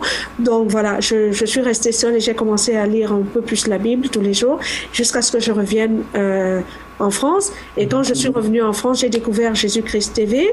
J'avais à nouveau l'ordinateur. J'ai découvert Jésus-Christ TV. Et j'ai commencé donc... je suis donc les émissions de Jésus-Christ TV fréquemment. Bon, j'ai fait même un mois avec lui. J'ai découvert d'autres pasteurs dans la même foulée. J'ai arrêté de regarder enseigne-moi.com parce que c'est vrai que c'était pratiquement toujours la même chose. Mais il y avait quand même Olivier Frère que je trouvais un peu mieux. Mais bon, j'ai fait l'effort de ne pas l'écouter. Et ensuite, je suis donc passée... Donc, j'ai appelé qui était passé par Jésus-Christ TV, qui n'était pas très loin de chez moi. Et j'ai commencé à aller chez lui, c'était donc à Champigny. Et après un moment, j'ai trouvé aussi que là-bas, je n'étais pas satisfaite. Surtout que j'avais l'impression que chaque fois que j'essayais d'intervenir, on m'empêchait de parler. J'avais l'impression à un moment donné que je n'entendais plus rien. Et il fallait que je ferme les yeux pour pouvoir comprendre quelque chose. Et tu as connu cette personne au travers de ce que Jésus-Christ TV en a parlé, c'est ça? Voilà. Okay. Je n'entendais plus. Et à partir de là, j'ai connu la sœur Véronique. Je l'avais vue qu'une fois. Véronique et cette fille, Mispa, c'est ça? Voilà, Mispa. Cette fille, je ne sais pas, elle est passée là-bas. Elle n'avait rien. Mais elle est passée là-bas aussi à Champigny? À Champigny. Elle était passée qu'une fois. Okay. Et je suis partie, je vous assure, plusieurs fois après parce que j'espérais revoir Véro. Je ne sais pas ce qui s'était passé entre elle et moi. Il y a eu une connexion inexpliquée. On n'avait pas parlé. Jusque-là, on n'avait pas parlé, elle et moi. Elle était même partie avant moi. Moi, j'étais restée là-bas. Et je partais en espérant la revoir. Et je ne l'ai plus jamais revue. Et au hasard, je ne sais pas comment ça s'est passé, on s'est retrouvés. Et j'ai dit, mais attends. Et c'est elle qui m'a plutôt reconnue. J'ai dit, mais oui, c'est toi que je cherchais depuis longtemps. Et c'est elle maintenant qui, bon, au fur et à mesure, a commencé, on a commencé ensemble elle m'a mis donc en contact avec vous. Avec nous, c'est-à-dire avec le pasteur Bimaï, avec... Le pasteur Bimaï, je l'avais déjà aussi repéré. Je l'avais cherché sur YouTube. J'ai écouté, mais il n'y avait pas beaucoup d'enseignements. Ah, d'accord. Donc, tu avais déjà découvert certains enseignements de lui sur YouTube, mais il n'y en avait pas beaucoup. Voilà. Okay. Et j'avais écrit même à Jésus-Christ TV, parce que je l'avais vu chez Jésus-Christ TV. J'avais écrit à Jésus-Christ TV en lui disant qu'il y avait un pasteur là qui était passé. Et un jour, toujours dans mes recherches, je suis retombée sur le pasteur Bimaï. J'étais très contente. Il avait donc donné un lien. Je suis partie dans ce lien, mais il n'y avait pas grand-chose. Et bon, je voulais savoir où se trouvait son église. Je n'arrivais pas à savoir. Et c'est comme ça que Véro entre en contact avec toi par Facebook, vraiment toujours par la conduite du Seigneur et de l'Esprit. Et je tombe sur vous et je pense que vous avez dû voir le premier jour où je suis entrée. Nous c'est Mikoki. Alors, il y avait toi, Guy. Tu posais des questions assez simples, ou des questions que j'aurais pu poser. Tu les posais à ma place. À qui? Au pasteur Luc. Ah, d'accord. Donc tu es tombé sur une vidéo où je lui posais des questions. Non, je suis entrée directement sur Skype avec vous. Dans une réunion? Dans une réunion. D'accord. Après m'avoir donné quelques trucs, m'a mis en contact avec vous. Les invitations ont été acceptées. Et elle m'a donc dit quand est-ce que se passaient les trucs. Elle m'a appelé juste avant elle de se connecter, d'être connectée. Et elle vous a demandé de m'appeler. Et vous m'avez appelé. Et à l'époque, on était peut-être 7 ou quelque chose comme ça. Et vous m'avez donc appelé et j'ai suivi avec je découvrais encore une autre dimension. De quoi? Mais parce que vraiment, il y avait des choses dites que vraiment, alors c'était la dimension où le Christ devait vraiment se révéler en nous, la dimension où on devait, où la religiosité apparaissait vraiment plus clairement à mes yeux, quoique je commençais à en connaître un petit bout. Et donc, à partir de là, j'ai eu d'autres groupes avec lesquels sur lesquels on s'appelait tous les matins pour prier ensemble, pour chanter ensemble et également l'ordinateur. Et j'ai recommencé à avoir le rythme de prière que j'avais quand j'étais catholique, parce que quand j'étais catholique, je priais vraiment beaucoup. Et j'ai recommencé à essayer de retrouver ce rythme-là. Donc c'était pour toi, Justine, la rupture radicale entre ce que tu appelles la religiosité et la foi en Yeshua, c'est ça? Voilà.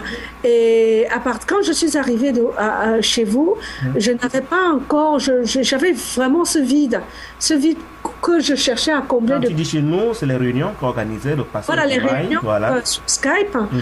Depuis le temps où j'étais allée chez ICC jusqu'à ce moment-là, j'étais passée par plein de trucs où, bon, à un moment donné, j'ai dû demander parce que j'ai pensé même que c'est parce que j'étais pas baptisée que je n'arrivais pas à retrouver le Seigneur.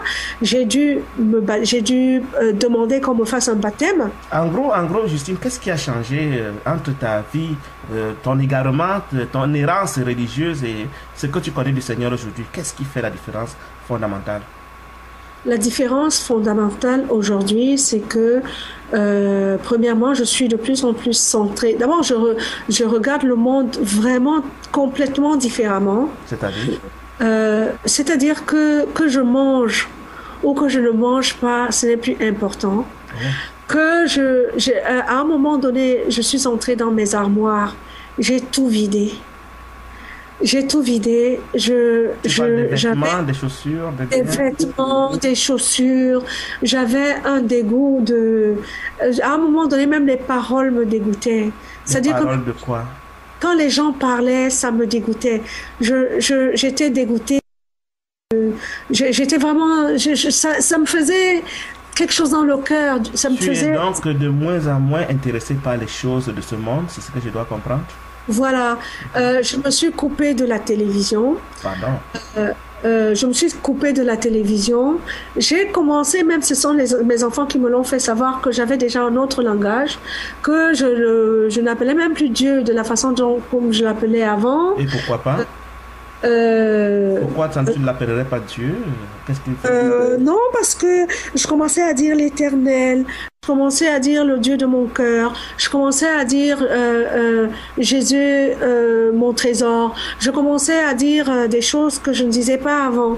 Je commençais à avoir une autre... bon, elle voyait que je n'avais plus le chapelet. Et quand elle me disait, maman, j'ai trouvé un très joli chapelet, je leur disais, non, non, non, non, vraiment, ce n'est plus le chapelet que je ne veux plus le chapelet. Et tout ça, Justine, ça date de combien de temps à peu près, cette rencontre avec ce que tu appelles nous, c'est-à-dire le groupe autour de cette radio qui dirige le pasteur Louis Maï, c'est depuis quand ça? Vous, ça fait un peu... Moi, depuis que je suis partie de l'Église catholique, ça fait exactement un an et peut-être 2 semaines. Et depuis 4 mois, donc tu dis que ta relation avec le Seigneur est passée à une dimension telle que tu as du dégoût pour les choses de ce monde, que tu as rejeté tous tes chapelets et tout ce que tu avais comme statut et que sais-je encore, et que ton langage, selon le témoin de tes enfants, a changé par rapport au Seigneur, c'est ça? Ouais. Et qu'est-ce qui a changé d'autre? Qu'est-ce qui a encore évolué? Des témoignages comme ça que tu expérimentes toi-même ou alors que les gens te rapportent par rapport à la marche que tu fais avec Yeshua aujourd'hui. Qu'est-ce qui a évolué? Qu'est-ce qui a changé d'autre? Qu'est-ce qui a évolué? C'est ma façon de comprendre les choses différemment. C'est-à-dire les choses de la Bible, la parole de Dieu aussi. À commencer d'abord par les choses de la vie. Oui. Les choses de la vie, c'est-à-dire je comprends plus complètement. C'est-à-dire des fois, il y a même eu des gens qui m'ont dit que j'étais extraterrestre. Pardon? Il y a des gens qui m'ont dit que j'étais extraterrestre. Dans quelle mesure? Parce que...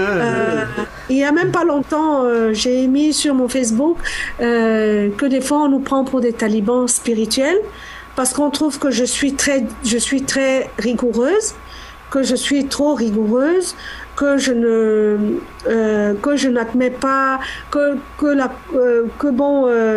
peut comprendre que c'est pas parce qu'on parle mal que on n'est pas avec Dieu, que c'est pas parce que on a fait bon, évidemment, j'essaie de sortir du cadre de l'apparence et de rentrer plus en profondeur.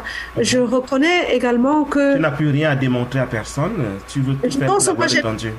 Voilà, je n'ai plus rien à démontrer, mais je me rends compte combien je dois encore apprendre de Dieu, du Christ, de Christ, de ma marche en réalité avec lui, de ma marche avec ses enfants, avec mes autres frères, de ma marche avec la société, alors de la construction qu'il est en train de faire en moi et au travers des autres. Et puis des fois quand j'entends... Justine, dis-moi, est-ce que tu dirais que tu es né de nouveau aujourd'hui, il y a de cela peut-être 3, 4 mois, 2 mois? Qu'est-ce que tu pourrais dire de ta nouvelle naissance? Ah oui, oui, complètement, parce que déjà, même mes enfants n'ont plus la même importance qu'ils avaient avant. Tu ne les idolâtres plus? Je ne les idolâtrais pas. Je m'occupais des enfants de Dieu, mais je m'en occupais plus qu'il n'en fallait. Qu'il ne fallait. Aujourd'hui, mon mari m'appelle. Quand il m'appelle, ça m'embête même parce que souvent, ça peut tomber à l'heure où j'ai envie de prier. S'il ne m'a pas appelé pendant un jour ou deux, donc là d'ailleurs, il savait que il s'est arrangé pour m'appeler avant ma conférence parce que je l'avais prévenu que à quelle heure était ma conférence et que je ne voulais pas être dérangée.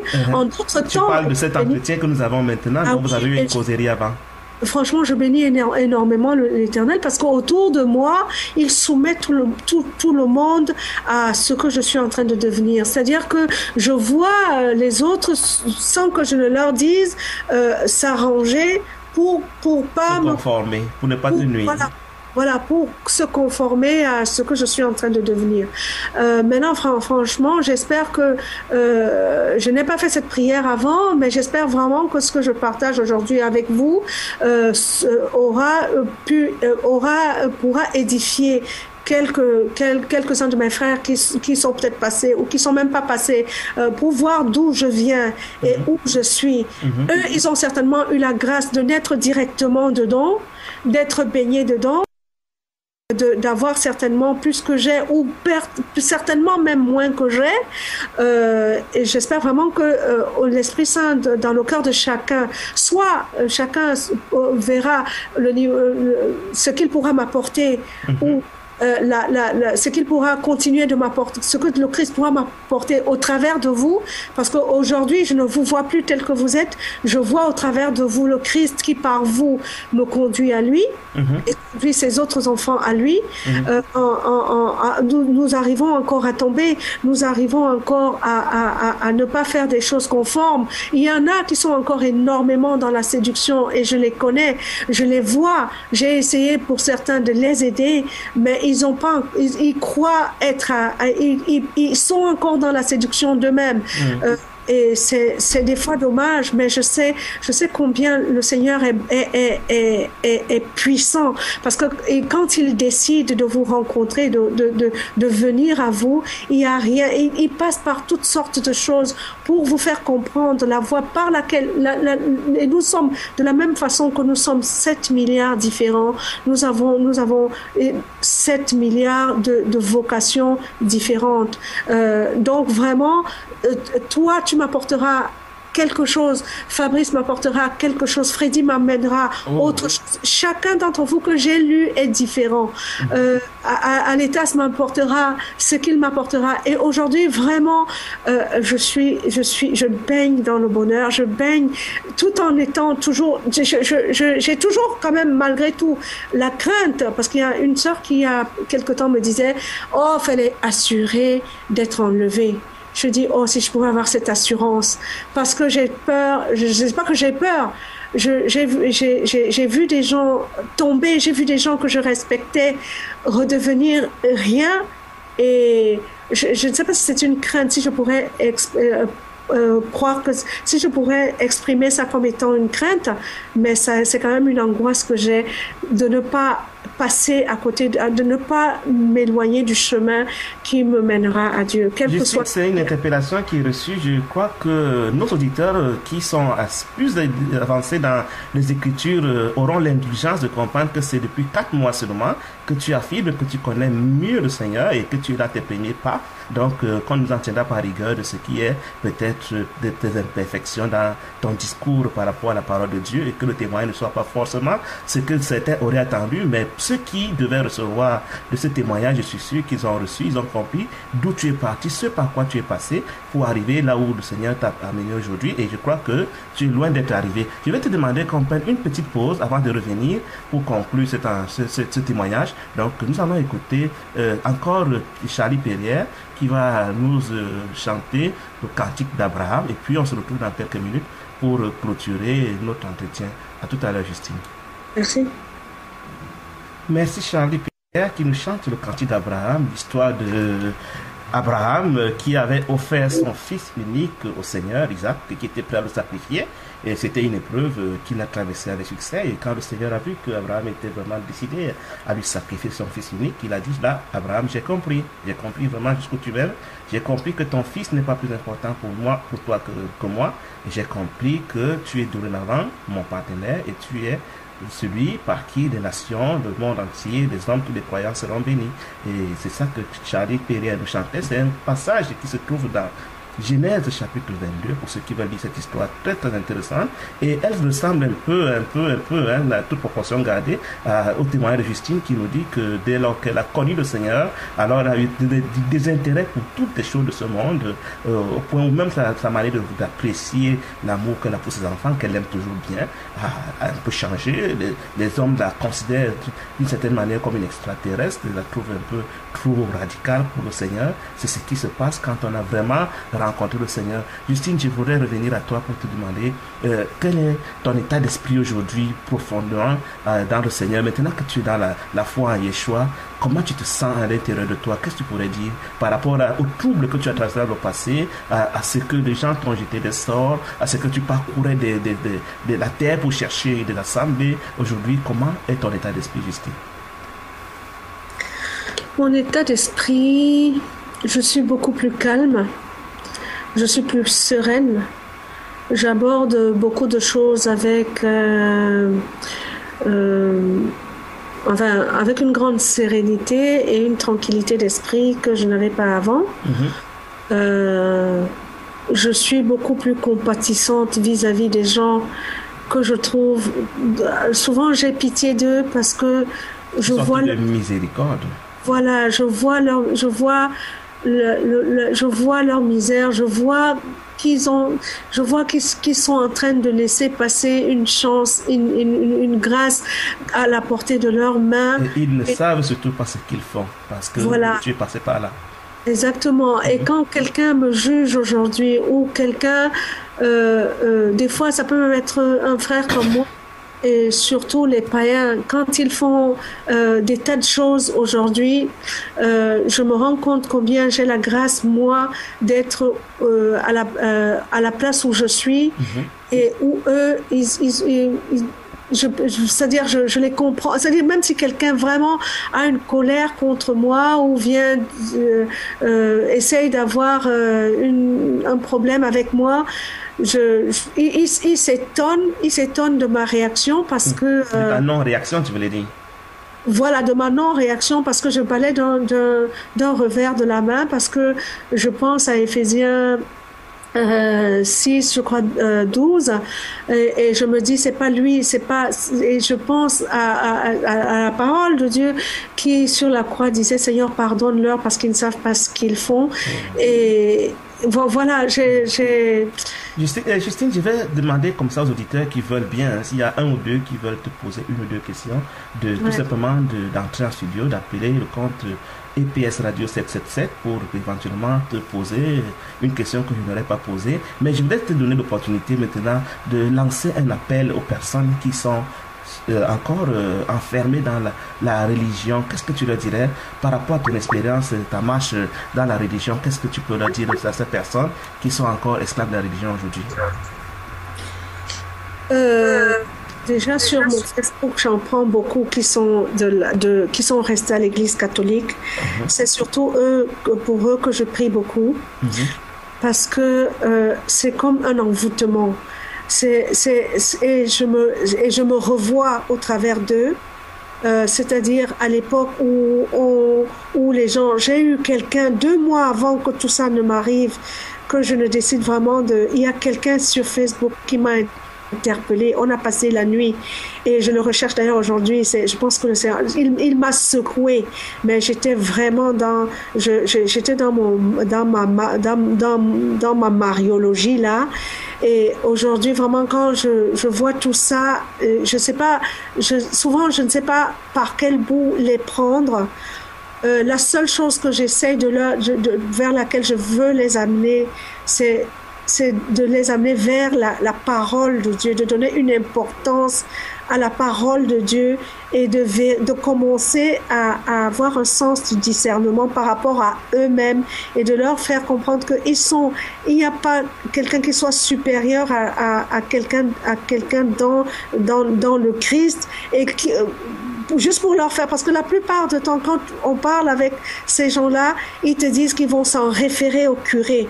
Je leur dis, où est ton intelligence à toi? Demande, le Seigneur nous a dit, je vous enverrai l'Esprit Saint. C'est par l'Esprit Saint qu'on fait. Tu veux leur dire simplement que la religion, c'est comme un envoûtement, c'est des égarements, et qu'ils ont intérêt à avoir une relation personnelle avec le Seigneur Jésus. Avec le Seigneur. Parlant un peu de ton cher époux, hein, j'espère qu'il nous écoute. Qu'est-ce que tu as envie de lui dire au travers de cet échange aujourd'hui par rapport à tes relations avec le Seigneur, tes enfants aussi peut-être, ceux que tu aimes bien?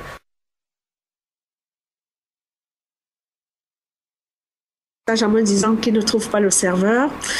Mais c'est pas grave, il écoutera certainement la rediff.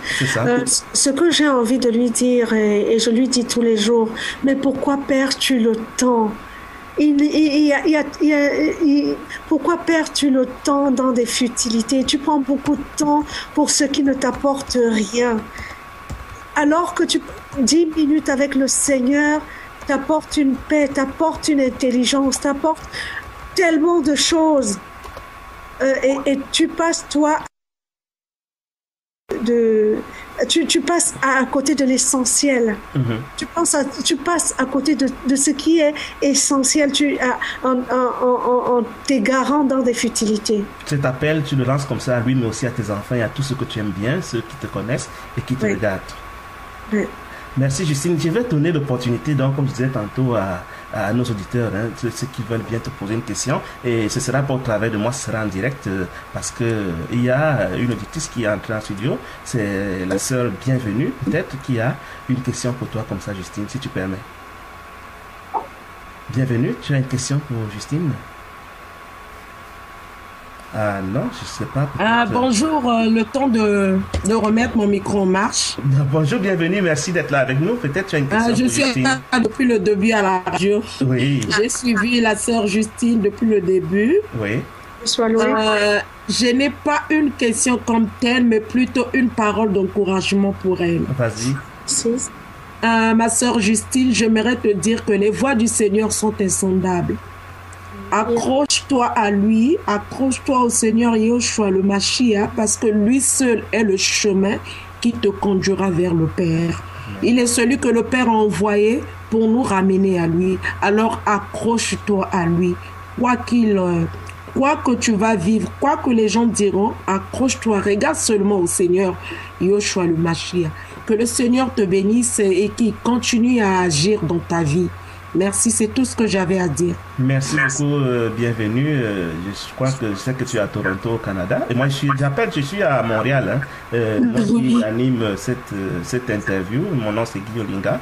Donc, je suis aujourd'hui avec Justine, épouse Ronvo, donc une franco-camerounaise qui a fait son chemin dans la religion, qui a traversé bien des tribulations, qui vient de nous témoigner de ce qu'au bout du compte, il y a de cela 4 mois, dit-elle, qu'elle a commencé à percevoir la lumière et qu'elle est entrée dans une nouvelle relation avec le Seigneur.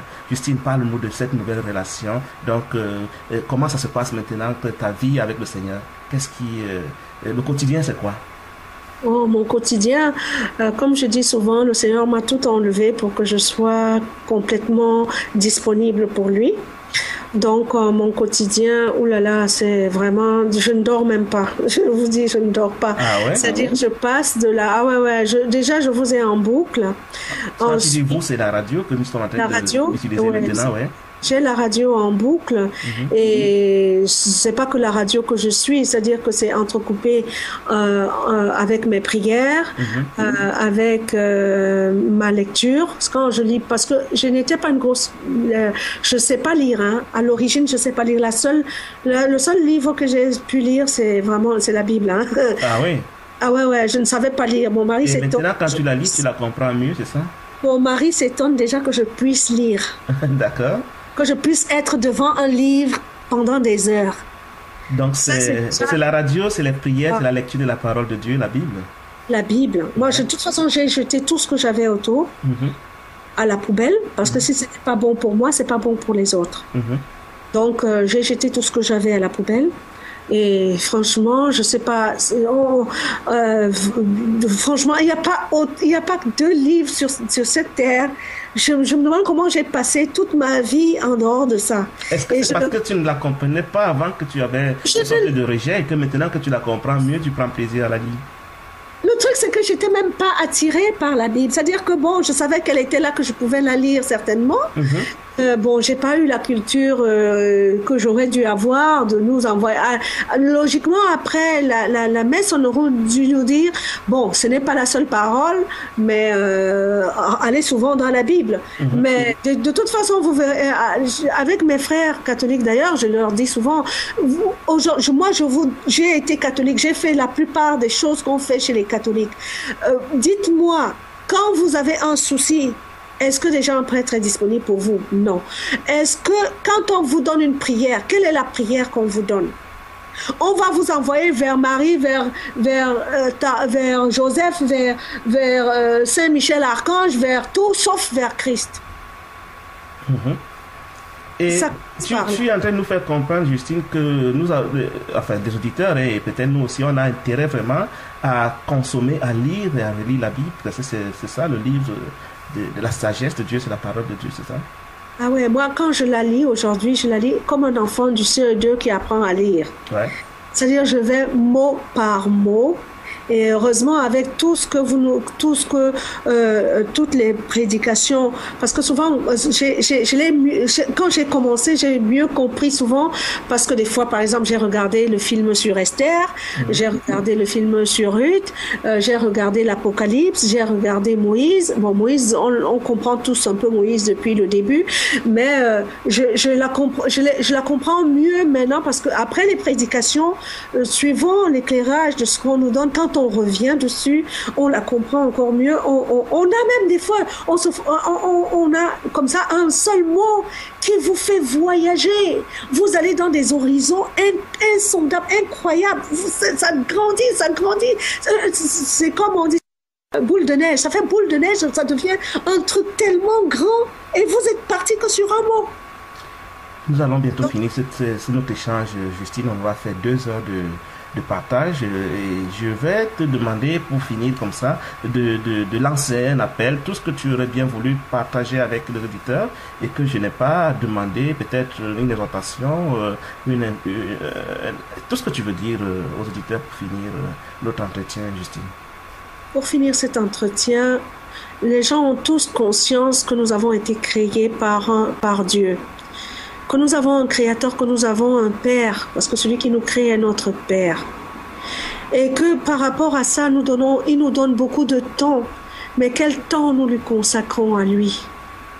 Il nous sort de plein de choses. Des fois, c'est même invisible. Moi, ça m'amuse souvent quand les gens veulent une preuve de Dieu. Des fois, il a répondu à une prière et certains n'ont même pas encore vu qu'il a répondu à cette prière. Des fois, ils n'ont même pas pensé, le Seigneur est venu à leur secours. Mais qu'est-ce que, après avoir reçu toutes ces choses, à leur secours, pourquoi? Parce que ils savaient pas par quelle voie passer et ils se rendent compte comme ça, ils ne se sont pas occupés du problème, le problème est passé. Quel temps eux ils donnent à Dieu? Il leur a laissé pour témoignage, pour que les hommes ne s'égarent pas. Dans son infinie sagesse, il nous a laissé ce livre qu'on a beau piétiner, qui est existant et par lequel nous pouvons le découvrir, par lequel nous pouvons savoir combien il nous aime, par lequel il nous donne les témoignages de d'autres enfants comme nous qui sont passés par des bénédictions et par des déserts, par des tribulations comme moi, par plein de choses, et il les a toujours secourus à la fin. Pour certains, nous passons 40 ans dans le désert au lieu de passer les 40 jours prévus par Dieu, parce que nous-mêmes, nous allongeons le temps en nous laissant distraire par tout ce que le malin met sous notre chemin pour nous égarer. Sondons nos cœurs tout le temps. Demandons, comme hier dans notre petite discussion, des fois on dit on ne fait pas sinon. Laissons faire les choses par l'esprit, parce que l'esprit seul finit par convaincre chacun d'entre nous. Vraiment, si nous pouvions davantage donner du temps, moi je l'ai je remercie et je bénis l'Éternel de ça. Je ne pouvais pas savoir que je pouvais avoir la vie que j'ai aujourd'hui. Elle est tellement plus belle que celle que j'avais hier. Quand je dis tellement plus belle, je manque de rien. Je pouvais pas savoir que je pouvais rester sans travail. C'est pas pour dire aux gens, c'est le Seigneur qui a choisi que ce soit comme ça pour moi. Je ne sais pas ce que ce sera demain. Je sais seulement qu'au cœur de chacun de ses enfants, il a planté sa graine. À nous maintenant de l'arroser pour que ça pousse, pour que ça donne des fruits et des fruits en abondance. Nous en sommes capables. Et vraiment, si on pouvait prendre, que chacun d'entre nous prenne un peu plus de temps pour son frère, pour son frère, pour son prochain, mais surtout pour la parole de Dieu, pour rentrer dans le pasteur Bimaï aime tellement le dire, pour rentrer dans l'identité de celui qui nous a créés, pour être semblable à lui comme il l'a voulu, pour vivre dans son paradis, parce que ce paradis, je pense que nous pouvons déjà en sentir les saveurs ici sur cette terre. Quand on le connaît, oh, quelle joie nous avons dans le cœur, quelle paix nous avons dans le cœur, vraiment, il est tout. Je ne comprends pas quand on dit qu'il manque un mari alors qu'on a Dieu. Je ne comprends pas qu'il manque... quand on a Dieu, on n'a pas besoin d'un mari, on n'a pas besoin de manger, on n'a pas besoin de tout ça. Des fois même le sommeil, on chasse loin le sommeil parce qu'on a envie d'écouter ce qui nous rapproche de ce trône de gloire. Je sais pas si je vous ai apporté, si j'ai pu dire tout ce que j'aurais voulu dire, mais je pense que j'ai dit en partie ce que le temps que le Seigneur nous a imparti m'a permis de dire, et je bénis vraiment l'Éternel de nous avoir réunis dans ce lieu qui est son temple. Dans nos cœurs déjà, dans nos vies déjà, et dans ce lieu où nous nous rencontrons. Des fois, je me demande, mais Seigneur, est-ce que je suis bien à cette place? Parce que certains disent que c'est au contact de mes frères physiquement que je dois vivre. Avec toi, je vis pas physiquement, je vis spirituellement. Et actuellement, je vis spirituellement également avec mes frères. Et vraiment, quel que soit le frère qui a besoin de venir même à la maison, ici, c'est pas ma maison, hein, c'est la maison. Tout ce que j'ai est à Dieu. Cette maison, quand avant je suis arrivée ici, je n'avais pas de travail, mon mari n'en avait pas. J'ai dit au Seigneur de me donner cette. Il me l'a donné. J'avais fait un pacte, je ne fais pas de pacte. J'avais fait une alliance avec lui pour cette maison. Je lui ai dit, Seigneur, c'est toi qui la décideras. Il a décidé. Je suis passée par une tribulation où je n'avais plus rien. De nouveau, mon mari ne travaillait plus. Mon entreprise était à genoux. J'avais les dossiers d'huissier de 50 centimètres. Et je vous dis jusqu'aujourd'hui, aucun huissier n'a tapé à ma porte.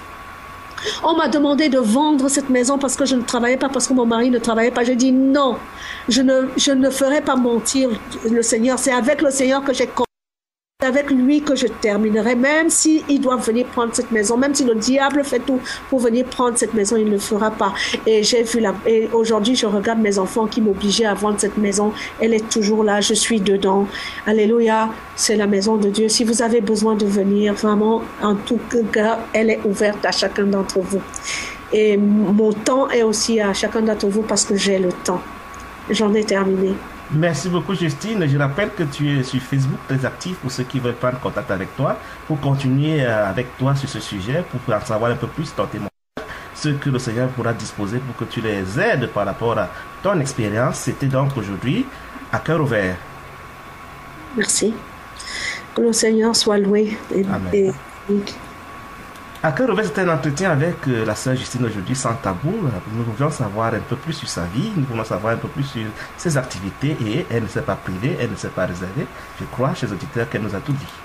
Nous allons avec la sœur Ingrid depuis l'île de la Réunion. Ce sera dimanche prochain. J'espère que vous serez fidèles aussi à la mission pour écouter son témoignage.